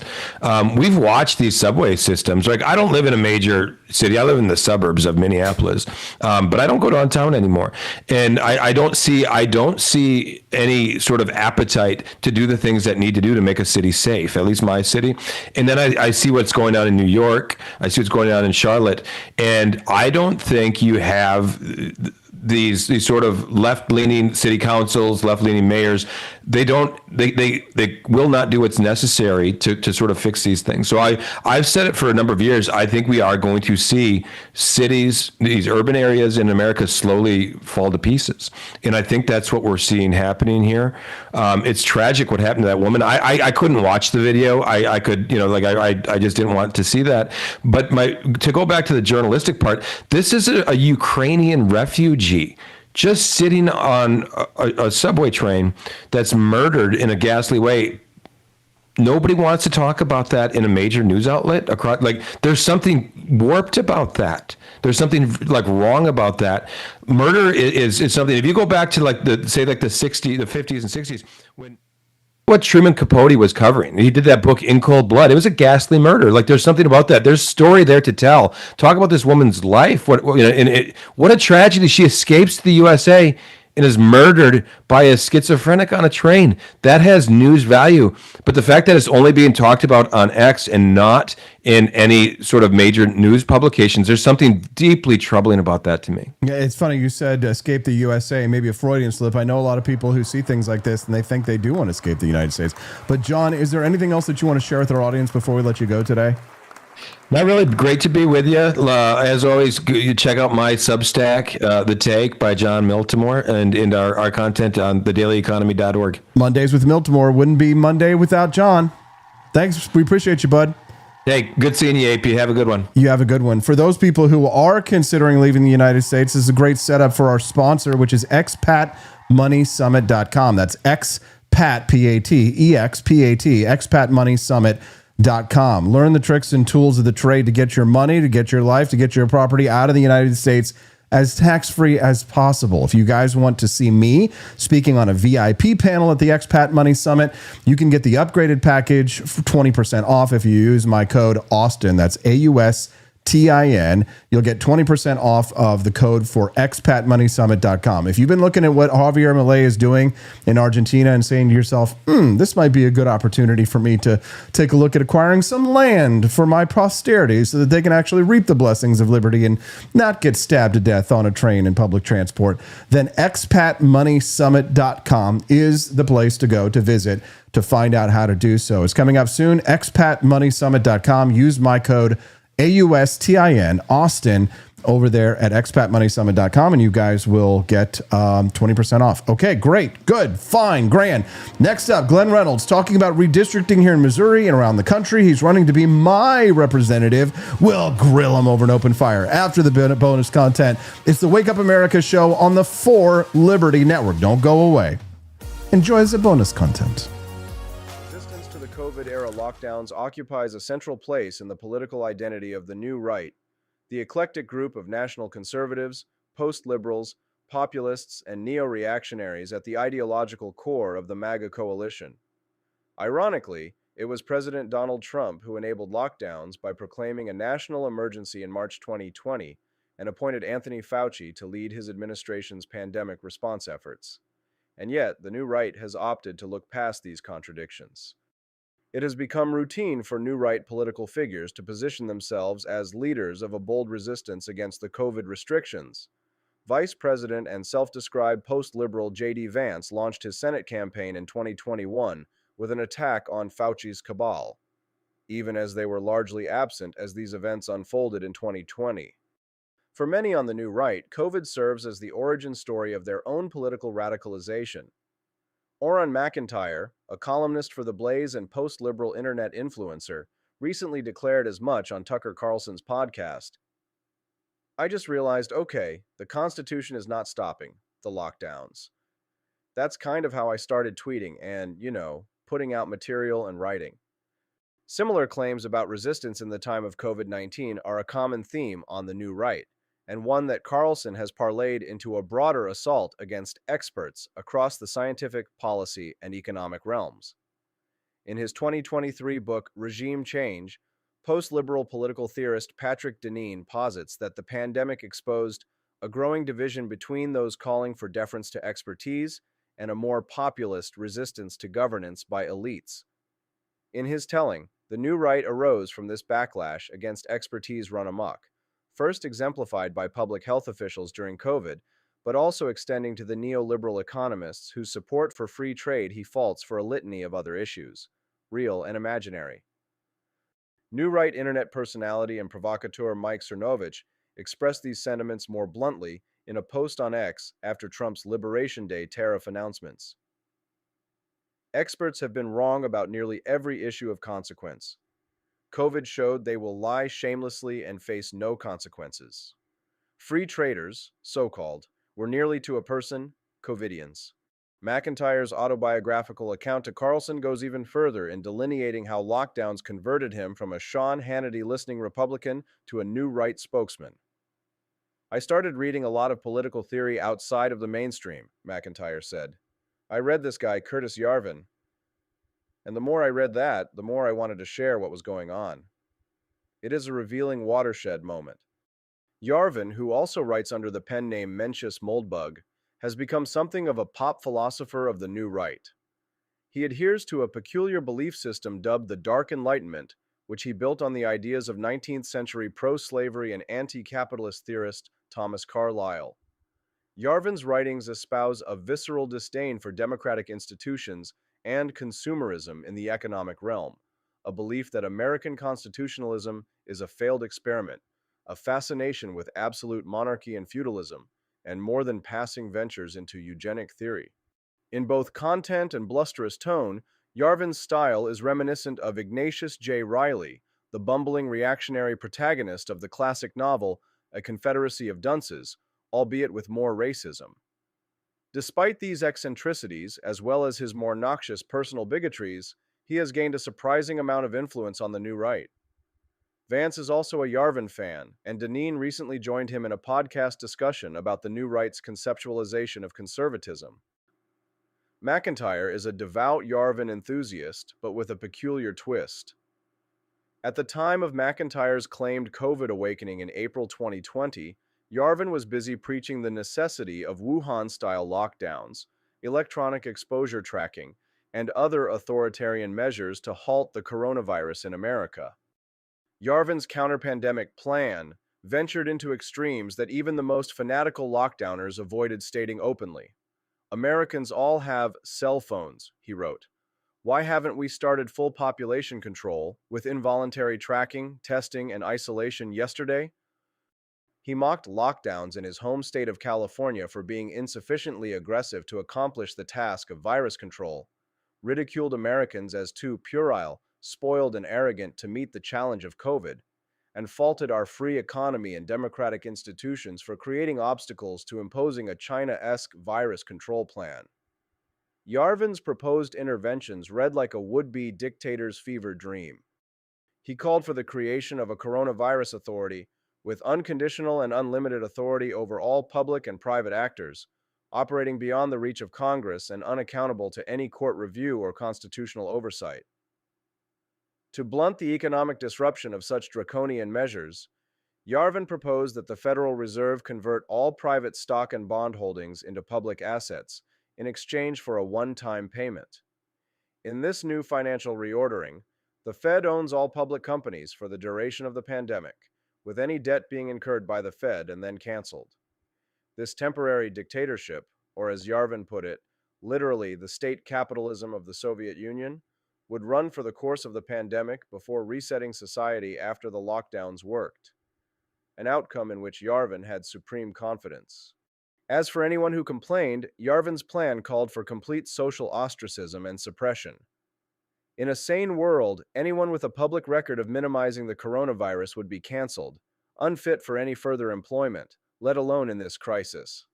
He wanted people to fear even being linked to a coronavirus minimizer, Yarvin's Covidian dictator fantasies make for a stark contrast with McIntyre's recollections of the same period. Indeed, McIntyre's social media feed from April 2020 reveals very little about his opinions on lockdowns, but he did upload several YouTube videos and posted on X, then Twitter, proselytizing Yarvin's philosophy and his concept of the cathedral, an alleged decentralized system of ideological control over society and culture operating at the behest of expert elites. Yarvin's activities in early 2020 reveal an extreme case of the new right's embrace of lockdowner ideology as COVID unfolded. But he's not the only example. Chernovich spent the first several months of the pandemic promoting the very same brand of alarmism that he now projects, without evidence, onto critics of Trump's tariff agenda. He attacked Trump in a blog post for moving too slowly against the virus, calling the pandemic Trump's Katrina. He shared Senator Elizabeth Warren's DMAS call for the government to take control of international supply chains and manage the economy through the pandemic storm, and posted a podcast denouncing the losers who questioned his pandemic alarmism. Left-wing magazine Mother Jones even published a profile of Chernovich touting him as the surprising pro-Trumper who was taking COVID seriously. In a Fox News interview on March 22, 2020, Steve Bannon proposed going full hammer on the virus right now with a full shutdown, adding that we should use the stimulus to bridge the economic crisis. He claimed doing so could get us through the pandemic in 2 weeks or 4 weeks, a prediction reminiscent of the administration's eventual 15 days to slow the spread. Bannon established himself as an alarmist well before most Americans even noticed the pandemic. In a January 2020 podcast, he broadcast apocalyptic warnings about a new virus from China, along with guest Jack Posobiec, another new right journalist attached to the MAGA movement. Bannon and Posobiec called for the implementation of travel bans from Asia and layered their discussion of the virus in apocalyptic hype. Today, both men have largely reinvented themselves as leaders of the COVID-era resistance and skeptics of the very same scientific expertise they once invoked to spread alarm. Today, new right figures rail against Fauci and the United States pandemic response policies that they embraced or acquiesced to in 2020. But they remain suspiciously silent about the lockdown records of other governments they support. The new right, and post-liberals in particular, often extol the government of Viktor Orban in Hungary as a model for conservative governance. Orban imposed harsh lockdowns in 2020, far exceeding the restrictions in the United States. Another new right hero, President Nayib Bukele of El Salvador, imposed one of the strictest lockdown regimes in Central America, and repeatedly defied court orders that challenged his rule by emergency decree. Bukele's subsequent takeover of his country's judiciary and accompanying prison system are, in part, direct byproducts of his COVID-era restrictions. As with much of America, genuine fear over an unknown pandemic likely motivated the new right toward lockdowns and other forms of alarm at the outbreak of the pandemic.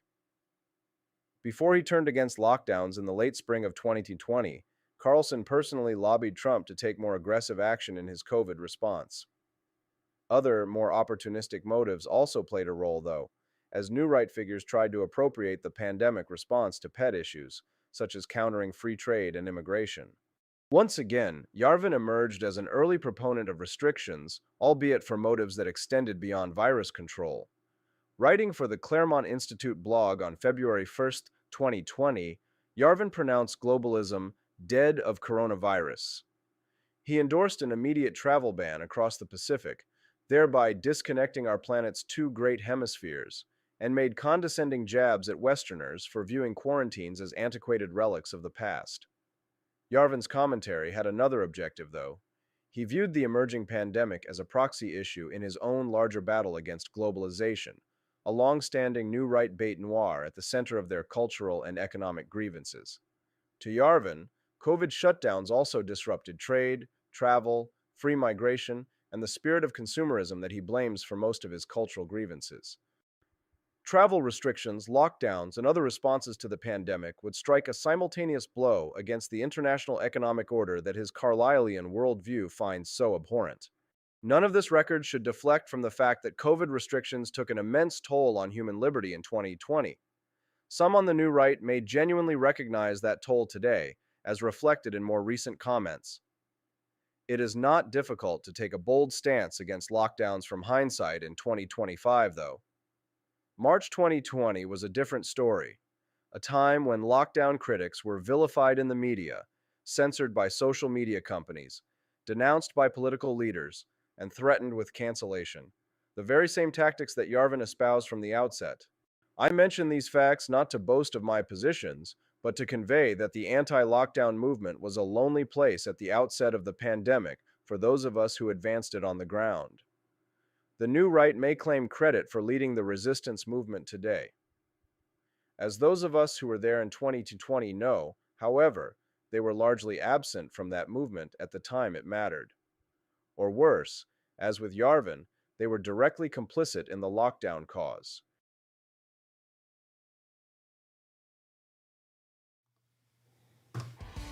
Welcome back to the Wake Up America show. I'm your host, Austin Petersen. Thanks for sticking around. Hope you enjoyed the bonus content about the lockdown campaigns and who is leading it from the right. Hope you guys enjoyed that and appreciated it. I am AP for Liberty, and that's why we are the For Liberty Network. So make sure that you join our Discord whenever we're not live, which is getting smaller and smaller, the amount of hours of the day that we don't have a show on the For Liberty Network. But whenever we are not live, you should join us on our Discord channel. The Discord channel is where everybody hangs out whenever we're not live over on Rumble. But we are live on Rumble. Everybody's commenting on Rumble. We're clicking like on Rumble. We're clicking follow on Rumble. And it's nice to see hundreds of people watching us live right now on the Wake Up America show. You know, Missouri is right in the thick of a national battle that's occurring. This is something that affects everybody. At Trump's urging, Republican lawmakers are pushing to redraw the Missouri congressional map. They want to split up Kansas City and try to make it 7 out of 8 seats for Republicans here in Missouri. Democrats are furious. They call it a funeral for democracy, and lawsuits, of course, are already flying. If this goes through, it could force Congressman Emanuel Cleaver into a tough spot. Please, and reshape our state's political future. Joining me now is Glenn Reynolds. He's running for a House seat right here in Missouri. If he wins, he'll be my representative. Glenn, thanks for joining us. Welcome to the show. Good morning, everyone. How are you today? How's the audience today? All right, good to see you, bud. Yeah, we're doing great. Yeah, he had to come in through the garage this morning, so pretty easy task. Yeah, not bad. Glad to have you here, Glenn. Well, glad to be here. Super excited. Yeah, I'm really excited to have the opportunity to be able to potentially represent our community here and restore some sanity. Yeah. So, Glenn, we're going to talk a little bit about your House race here in just a minute. But if you don't mind, for our audience, just kind of give them a little bit of a quick update who you are and why you decided to run for office. Give us your elevator pitch, my friend. Yeah. So I'm Glenn Reynolds. I live here in the Central Missouri community. I've been here for over 20 years. Part of the community, have a small business, Central Missouri Power Wash. And for the last 4 years, I've been on the Blair Oak School Board, and currently I'm the Blair Oak School Board president. Really enjoy representing our community out there and making sure that we abide by our values and keeping things sane, watching out for stuff that shouldn't be coming into the school districts. And keeping an eye on that. There we go. Rare Camellia says, is this the first in-home studio guest? I think he was the first and then is the only so far until we get Camellia in there. All right, Glenn, let's start with the basics. What do you make of the redistricting fight here in Missouri? And why do you think Missouri Republicans are pushing it so hard right now? Well, so this is, I think, the second time that we've been through a major battle of this within the last, 2 years? Mm-hmm. And the first time, I don't feel like we had, we didn't get, I guess, what the Republicans were wanting. And so now with Kehoe as governor, he's really pushing making a strong push for that, and along with President Trump. And I think in the end, it's about a little bit more about power and control. My question that I have in reviewing this, is this accurately representing our population here in Missouri? And then, is this going to help my freedoms by doing this? Or are we going to, I guess, allow our freedoms to be taken away under Republican name, or are we going to stick with the same thing and potentially have the Democrats take away our freedom, or is this going to expand our freedoms and give us more opportunities for free choice and living the life that we all hope to live? I'm a Republican, but it does sometimes occur that Republicans are the ones taking away our freedoms. So critics are calling this gerrymandering, pure and simple. How do you respond to that charge? No, I think you're looking at, from what I can tell on this, and that's just a quick review, you're looking at more accurately representing our districts. I think the districts have been gerrymandered in the past to sway on the Democrat side. Missouri is very much a Republican red state. We have the supermajorities here. I do think this is potentially representing the areas better. It cleans up some of the split districts that have been out there in the past. So I don't know that I agree with the full gerrymander. I think it's just potentially correcting some stuff from the past that has been done. But again, I go back to, is it going to help our freedoms? Is it going to make me a more free person by doing this? And so I want to see the official map. I haven't got to see the full-blown new map that's coming out. Yeah, you're not in the House yet, but you're running to be in the House. Some folks in Kansas City are freaking out. They're saying that splitting this district dilutes their voice, but rural residents are complaining too because they don't want to be lumped in with Kansas City. Do you think that the proposed map really serves either community well? How do we think we should handle that? I think it does lean more towards the rural community with that. And I think the rural voice has been somewhat lost out there. Our two main population bases here in Missouri are the St. Louis area, Kansas City area, with a lesser one of Springfield. But with that, very heavily leaning Democrat. And I think some of that has been the way that the districts have been drawn in the past. So I think that does allow the opportunity for the rural voice to be heard a little bit more. There's always this rural versus urban tension. It happens all across the United States. We're seeing it with, I think that Trump was criticizing Minneapolis, Minnesota, for the crime that is occurring there after that mass shooting of that Catholic school.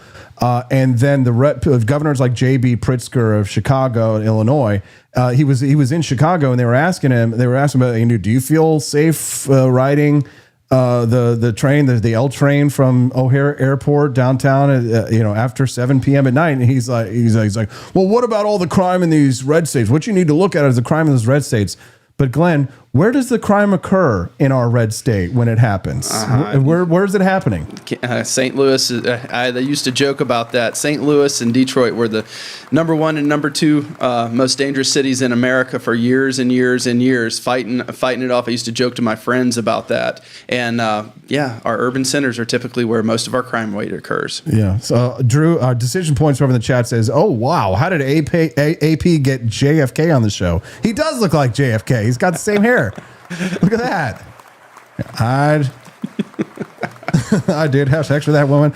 Welcome to the Wake Up America show. I'm speaking to Glenn Reynolds. He is the head of school board for Blair Oaks, the city, school council, and now he's running to be a House of Representatives. You can correct me on that one if you're. I'm the current president for Blair Oaks School Board, and I'm running for the state rep. I'm also the unofficial former mayor of Osage Bluff, Missouri. Yeah, they're fighting over who said it first that you look like a Kennedy. Boys, you can have him. Trust me, I'm sure he'll get to you guys later, your concerns. Amy J.E. says that if you ask St. Louis, we should all bow to them because they carry the state. Us rural people are inconsequential. How do you react to that, Glenn? Everyone needs a voice. Everyone deserves a voice. So how will you represent people like myself? Because the problem with people like myself is that the people who are engaged, we're going to ask you for a lot. I'm going to bother you a lot. I'm politically engaged, but how do you get more people like me more politically engaged in a city? Jefferson City is an interesting case because you're in, running this Cole County seat, right, where it's the more rural area and stuff like that. But people who are in mid-Missouri are very politically engaged. So running it's not like you're running in a very rural district, even though we are somewhat rural. The fact that the government is here changes the dynamics of the race that you're in, Glenn. How does it change the dynamics, and how will you serve these voters in our district? What will you do to make Cole County great again, I guess? Well, I appreciate it, Austin. Yeah, no, we have a very unique dynamic here with the state capital, and we are. So I think I heard it said one time we're a company town, and the company is the state of Missouri here in Jefferson City. But the district that I'm running for is the more rural side of that, and so in the past with us, I do feel like. Our government hasn't been listening to the voices that are out there. That brings us to the ballot petition initiative we're currently being called into session for. I think we're in this situation because people didn't listen to their constituents, and the constituents found a way around that.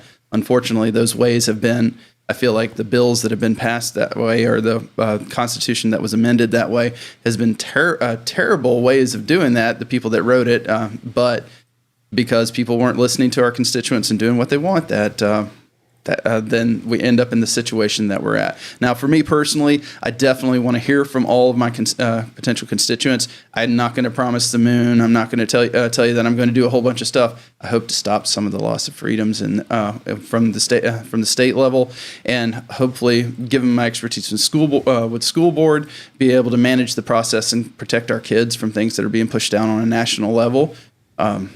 I also have a great deal of interest within us being a rural community. I go hunting and fishing all the time. That's kind of what I do. That's actually part of the reason I ended up here in Missouri, because I like to hunt and fish, and being able to be involved on some of the conservation task. I don't know that task force is right, but committees to do that would be awesome, because I have a lot of levels of expertise in that. All right, now it's time to get grilled. Are you ready? You guys ready? We ready to grill the politician? Oh man. School choice, yay or no? Nay? Unfortunately, in the middle on that too. The idea of it, yay. The actual implementation has been coming out, nay. Okay, explain that. So with school choice, you got to look at the schools themselves and the actual facilities that they have available to them currently. They have to be able to manage any kind of influx of students that's going to be coming in, and be able to handle that load and still effectively teach the students. The other thing too is, if you have the vouchers are great, but what I don't want them to become is I don't know, the corporate welfare is the right term, but only a certain few people can actually afford to transition to these schools, and it becomes a way of moving upper level students into other districts. I want it to be fair for everyone if they're able to go through and do that. So you got to really review the bill as it comes through to make sure that all our students are getting the opportunity that they deserve. Marijuana is legal in Missouri. I'm a big supporter. Our listeners are big supporters. Trump says it's time to reschedule it. Do you agree with President Trump? Yes, I do. I've actually never used marijuana in my life, but I think that is part of the reason why we're in the ballot petition initiative currently with the state government. That was the workaround. And again, that goes back to our politicians not listening to their constituents. Okay, there we go. He's never used marijuana once. Stick around after the show, Glenn, and we'll show you. Missouri already has some of the strongest pro-life laws in the country. Would you support a total ban with no exceptions, or do you believe in exceptions for rape, incest, or the life of the mother? I fall within those minuscule exceptions. I feel like those are such a small portion of it. Having children now, I'm a pro-life person, but in the end, we have to make good choices. When you look at the life of the mother, you're potentially sentencing one person to death over the other one, and so that is a very difficult choice that the families need to make themselves. The other two portions are the other two parts of that are such a minuscule situation that it typically would not be. I don't feel like it would be. I don't know how to put this. I don't like to see anyone sentenced to death, and that's one thing from as more of a pro-life person and freedom. I feel like the person that's being sent that's going to die never has their choice or their voice in the matter said. So yeah, for the most part, I'm pro-life, but I do support the three exceptions. I pay taxes in Missouri, and some of those taxpayer dollars go to public education here in Missouri. They go to universities like Mizzou. I'm a big fan of the theater. If I want to take my family to see a play at MU, I'm told that I have to leave my firearm at home. I'm not allowed to carry my gun to protect my family if I happen to go take my daughter to go see Snow White or another play. Should my constitutional right apply on public university campuses here in Missouri? I think the term is shall not be infringed. Okay, there we go. So that's a yes. Absolutely. Okay, good to know. Would you vote to eliminate the state income tax, even if it meant big cuts to services here in Missouri? Yes. Again, have to review the bill itself to see what the final measure is. while I don't believe that government has no place in our lives. I think it's at a much smaller level than it is currently. Okay. Looks like people are filing in and the numbers keep rising. They must be loving that Kennedy-looking guy sitting next to me right now, and they're wondering, who is this guy? He's not related to the Kennedys unless it was Robert F. Kennedy Jr., and even then it was the second and third. It's related to Cheryl Hines. Oh, no, man. Man. Not by blood. We're just kidding, guys. But our friend here, Glenn Reynolds, he's running for a state house seat here to be my district representative here in mid-Missouri. Andy Opperman says, will he work to dismantle the bastard gas tax that gave the big FU to the Hancock Amendment? Thank you, Andy. Again, another situation where our constituents weren't listened to. That was voted down, 2-3 times before, and then there was the workaround to just put it on us. I never agreed with it to begin with, still don't agree with it. Would you support legislation banning gender transition procedures for minors in Missouri, and should it apply to adults too? Absolutely on the minors. I would prefer 21. Once you reach that level, if you want to do something to your body, that's your choice at that point. Definitely no government support as far as funding. That's all on the individual. But minors, absolutely, you need to reach a certain level of maturity before you ever consider anything like that. I think our audience would agree. Rural Missouri kind of depends on farm subsidies and federal aid. Do you believe Republicans should cut those programs to reduce spending, or should we protect them for Cole County? Free market. Okay. Well, what does that mean, Glenn? I think every business should operate on their own merit. In the end, I've been through this situation. So I used to sell furniture as a wholesaler to the furniture stores.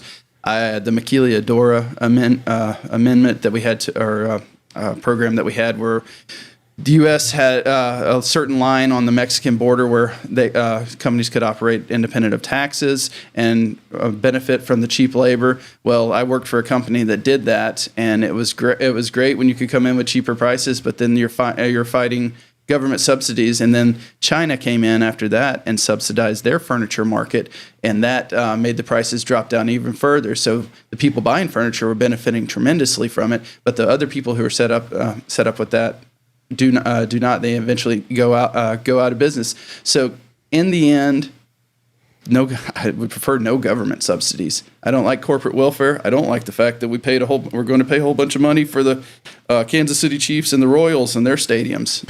If someone has come to Missouri illegally from another country, but they're working on one of these farms that we're talking about taking subsidies away from, should we not only take the subsidy away from the farmer, but also separate them from their workforce and deport those illegal immigrants that are contributing to Missouri's economy?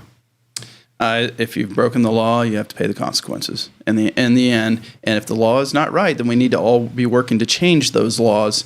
And so make it easier I would love to see our immigration policy lax up and make it easier for people to get in legally.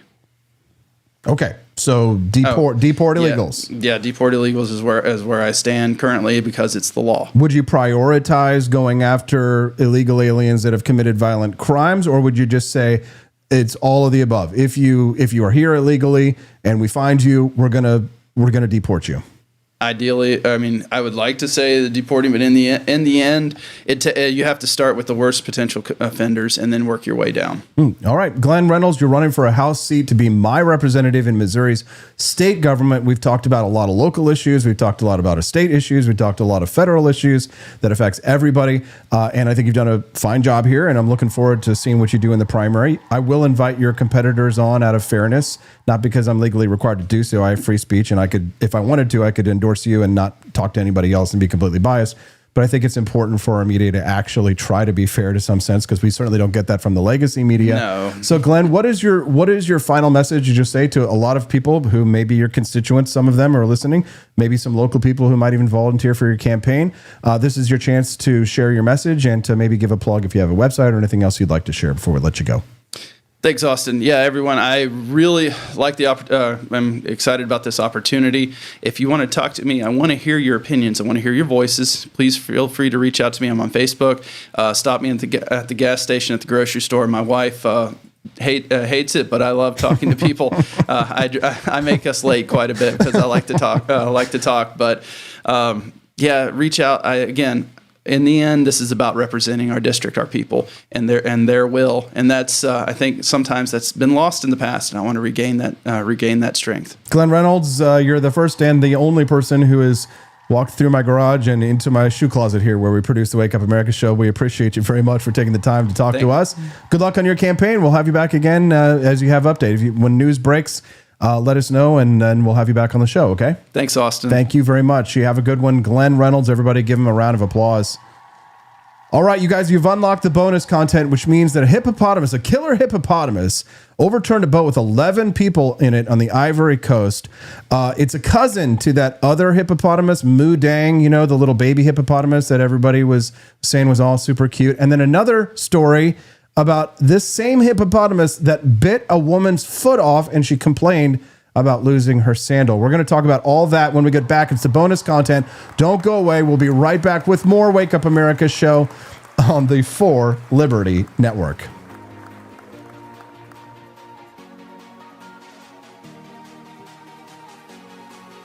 Not all t-shirts are created equal. Some just sit there. Others start conversations.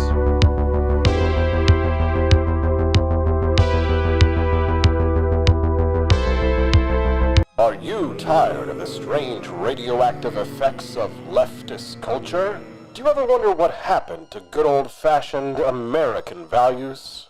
Well, fear no more, because there's a new force fighting back against the cultural rot of today.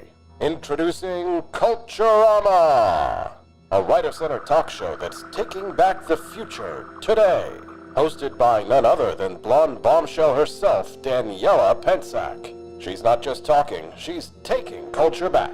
With sharp takes, brilliant guests, and a few surprises along the way. Tune in to the live video podcast twice a week, because the future doesn't have to be weird. It can be Culturama. If there wasn't going to be somebody who was a fiery champion of liberty, somebody who would get out there and who would be aggressive, and if they wouldn't do it with more fire or passion than I had, then I would go and I would fight this battle for us. I've fought for the principles that we all share. Parties tend to be secondary to me. We're here because we believe in the principles of liberty. I am not a perfect messenger, but I think I'm a damn good one. This is a replica of our first president's flintlock pistol.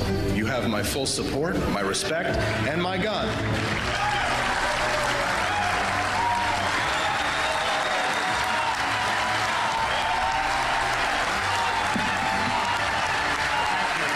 I think that the heart of my philosophy is much more libertarianism than well, that's the fashionable word these days, I guess. A conservative is no longer just that. He's a libertarian and always has been.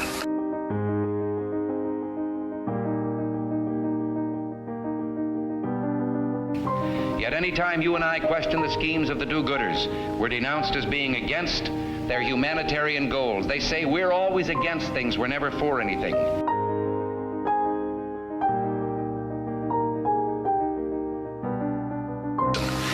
What is fascism? Fascism is private ownership, private enterprise, but total government control and regulation.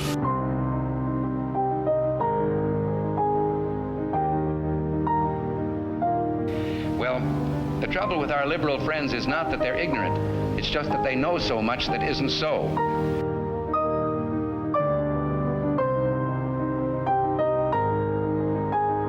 If we lose freedom here, there's no place to escape to. This is the last stand on earth.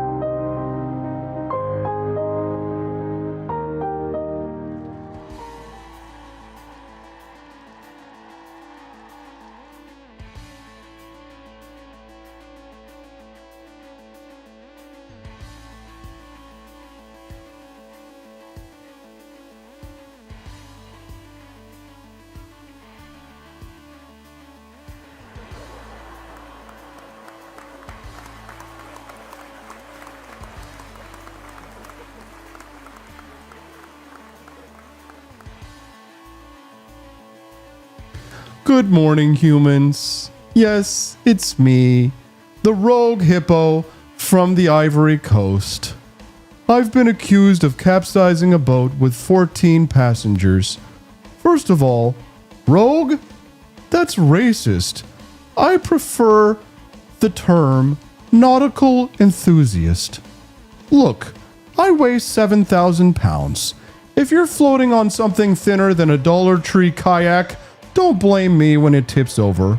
You people call it a tragedy, I call it an unplanned swimming lesson. Meanwhile, my cousin, Mu Dang, is living the high life in Thailand. 6 months old, shaped like a meatball with feet. And she's a superstar, TikTok sensation, Google Doodle. She even picked between 2 fruit baskets in a zoo stunt and basically predicted the US election. Beat Trump and Kamala Harris in an online poll. A hippo. Me, I flip one boat and suddenly I'm the villain in Jaws 5, The Moist Awakens. Double standards, folks. Mu Dang gets a theme song. Mu dang, dang, dang, dang, dang, dang. All I get is the sound of tourists screaming as their flip-flops float downstream. And then there's this Florida lady, Kristen. December 2018, Zambezi River, her birthday. Her and her husband thought a canoe ride would be relaxing. You know, see the birds, take some photos. Next thing you know, boom, I come up from under, flip that canoe like it's a pancake and grab her leg. She said, my skin felt like slimy leather with whiskers. Excuse me, that's not an insult. That's literally my Tinder bio. She survived, but her leg looked like an anatomy class exhibit. She says she only lost one flip-flop. One! You're telling me you got dragged 15 feet underwater by a 3,000-pound river horse and Payless footwear is the only casualty? That's not a tragedy. That's an endorsement deal. So Mu Dang gets parades and ice cream flavors. Kristen gets a TED Talk about trauma. And me, I get called a menace by the Ivory Coast Ministry of Solidarity. Where's my Netflix documentary? I want Oprah asking me, but what were you feeling when you capsized the boat? I'll tell you what I was feeling. Hungry. You humans are hypocrites. You kill way more of us every year than we kill of you. But you don't see me making horror movies called Sharknado 8 Tourist Safari. You're terrified of me, but let's compare stats. Hippos kill about 500 people a year. You know how many mosquitoes kill? 1 million. But mosquitoes don't have TikTok. If they did, you'd all be cheering on Buzz Dang, the adorable baby skeeter. So let's review. In the Ivory Coast, I'm a murderer. In Thailand, Mu Dang is a celebrity. In Florida, Kristen is a survivor. But deep down, we're all part of the same story. Hungry, cranky, and slightly moist. So the next time you see me coming out of the river, don't say monster, yell star. Because if Mu Dang can go viral for yawning, then I can go viral for, let's say, the hashtag capsize challenge. Coming soon to TikTok, sponsored by watermelons. Thank you, everybody. Stay out of my rivers.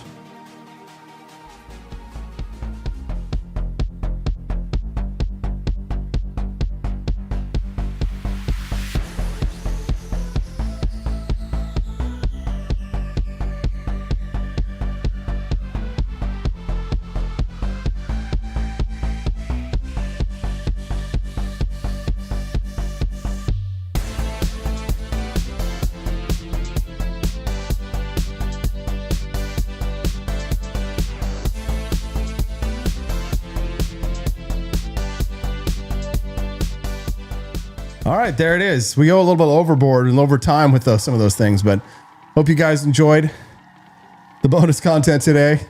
Doing my best to try and entertain you. People like Cecilia H. enjoyed it. Quest Fanning, Drew Van Runkle, thank you guys. Frickety, hope you appreciate it. How did you unlock the bonus content? Well, somebody went over there and one-shotted it, and they decided to buy our AI course for creators. Guys, We've got another seat available for you guys if you want to take my AI course. The live classes start today. Here's how it works. You go to forlibertyshop.com. It's at the very top. You'll pay $150 for the course, and then it's $50 a month. And of course, you can cancel if you don't want to do the monthly subscription, but you do get, with the monthly subscription, you do get live support for AI. You do get to be a part of a private community for the people in the class, share tips and resources for AI. And you get live support if you're having a problem with AI. That's what you get for your subscription, as well as you also get all of our live classes and coursework. There's a full course online available for you right now. Here's the thing, guys. If you guys don't want to get left behind in the upcoming job apocalypse, right, I suggest you buy the course today. Prices go up tomorrow, right? You don't want to end up like my socialist friends here who say, you don't need a class to learn AI. If you need help, there are tons of free resources. Don't pay a cent to this guy. Yeah, the free resources are all over the place everywhere, and you don't know who's good or who's bad. You know that I'm good with it. You know that I'm a master of it. So why not just pay $150 and learn all of the best tools and tips and tricks right away? Live class starts today, 4 p.m. Central. Go to the Griff Shop at thegriffshop.com. Sign up today and get yourself in the class. Even if you can't join the live class, everything will be recorded. You'll be able to come back and watch the live class later if there's anything that you missed. Today, it's all about prompting. You're also going to find out which apps I use to drive millions and millions of clicks a month through my social networks. All my secrets available to you for the low price of $150. Check it out at forlibertyshop.com, and we'll see you guys right back again here tomorrow on the Wake Up America show on the For Liberty Network. Bye, guys. Have a great day.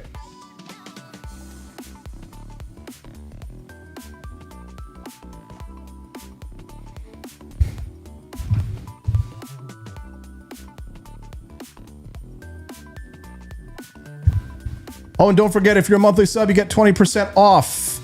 20% off. So use your discount code, Camellia, and get the course, and you will get those live classes. They will be recorded for you, okay? Sign up today because the price goes up tomorrow.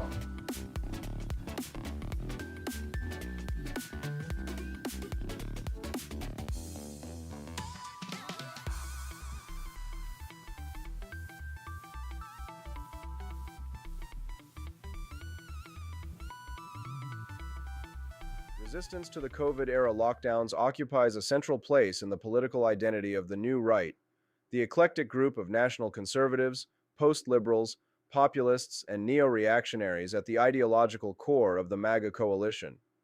Ironically, it was President Donald Trump who enabled lockdowns by proclaiming a national emergency in March 2020 and appointed Anthony Fauci to lead his administration's pandemic response efforts. And yet, the New Right has opted to look past these contradictions. It has become routine for New Right political figures to position themselves as leaders of a bold resistance against the COVID restrictions. Vice President and self-described post-liberal J.D. Vance launched his Senate campaign in 2021 with an attack on Fauci's cabal, even as they were largely absent as these events unfolded in 2020. For many on the New Right, COVID serves as the origin story of their own political radicalization. Oren McIntyre, a columnist for The Blaze and post-liberal internet influencer, recently declared as much on Tucker Carlson's podcast. I just realized, okay, the Constitution is not stopping the lockdowns. That's kind of how I started tweeting and, putting out material and writing. Similar claims about resistance in the time of COVID-19 are a common theme on the New Right, and one that Carlson has parlayed into a broader assault against experts across the scientific, policy, and economic realms. In his 2023 book, Regime Change, post-liberal political theorist Patrick Deneen posits that the pandemic exposed a growing division between those calling for deference to expertise and a more populist resistance to governance by elites. In his telling, the New Right arose from this backlash against expertise run amok, first exemplified by public health officials during COVID, but also extending to the neoliberal economists whose support for free trade he faults for a litany of other issues, real and imaginary. New Right internet personality and provocateur Mike Cernovich expressed these sentiments more bluntly in a post on X after Trump's Liberation Day tariff announcements. Experts have been wrong about nearly every issue of consequence. COVID showed they will lie shamelessly and face no consequences. Free traders, so-called, were nearly to a person COVIDians. McIntyre's autobiographical account to Carlson goes even further in delineating how lockdowns converted him from a Sean Hannity listening Republican to a new right spokesman. I started reading a lot of political theory outside of the mainstream, McIntyre said. I read this guy, Curtis Yarvin, and the more I read that, the more I wanted to share what was going on. It is a revealing watershed moment. Yarvin, who also writes under the pen name Mencius Moldbug, has become something of a pop philosopher of the new right. He adheres to a peculiar belief system dubbed the Dark Enlightenment, which he built on the ideas of 19th century pro-slavery and anti-capitalist theorist Thomas Carlyle. Yarvin's writings espouse a visceral disdain for democratic institutions and consumerism in the economic realm, a belief that American constitutionalism is a failed experiment, a fascination with absolute monarchy and feudalism, and more than passing ventures into eugenic theory. In both content and blusterous tone, Yarvin's style is reminiscent of Ignatius J. Reilly, the bumbling reactionary protagonist of the classic novel A Confederacy of Dunces, albeit with more racism. Despite these eccentricities, as well as his more noxious personal bigotries, he has gained a surprising amount of influence on the new right. Vance is also a Yarvin fan, and Deneen recently joined him in a podcast discussion about the new right's conceptualization of conservatism. McIntyre is a devout Yarvin enthusiast, but with a peculiar twist. At the time of McIntyre's claimed COVID awakening in April 2020, Yarvin was busy preaching the necessity of Wuhan-style lockdowns, electronic exposure tracking, and other authoritarian measures to halt the coronavirus in America. Yarvin's counter-pandemic plan ventured into extremes that even the most fanatical lockdowners avoided stating openly. Americans all have cell phones, he wrote. Why haven't we started full population control with involuntary tracking, testing, and isolation yesterday? He mocked lockdowns in his home state of California for being insufficiently aggressive to accomplish the task of virus control, ridiculed Americans as too puerile, spoiled, and arrogant to meet the challenge of COVID, and faulted our free economy and democratic institutions for creating obstacles to imposing a China-esque virus control plan. Yarvin's proposed interventions read like a would-be dictator's fever dream. He called for the creation of a coronavirus authority with unconditional and unlimited authority over all public and private actors, operating beyond the reach of Congress and unaccountable to any court review or constitutional oversight. To blunt the economic disruption of such draconian measures, Yarvin proposed that the Federal Reserve convert all private stock and bond holdings into public assets in exchange for a one-time payment. In this new financial reordering, the Fed owns all public companies for the duration of the pandemic, with any debt being incurred by the Fed and then canceled. This temporary dictatorship, or as Yarvin put it, literally the state capitalism of the Soviet Union, would run for the course of the pandemic before resetting society after the lockdowns worked, an outcome in which Yarvin had supreme confidence. As for anyone who complained, Yarvin's plan called for complete social ostracism and suppression. In a sane world, anyone with a public record of minimizing the coronavirus would be canceled, unfit for any further employment, let alone in this crisis. He wanted people to fear even being linked to a coronavirus minimizer. Yarvin's COVIDian dictator fantasies make for a stark contrast with McIntyre's recollections of the same period.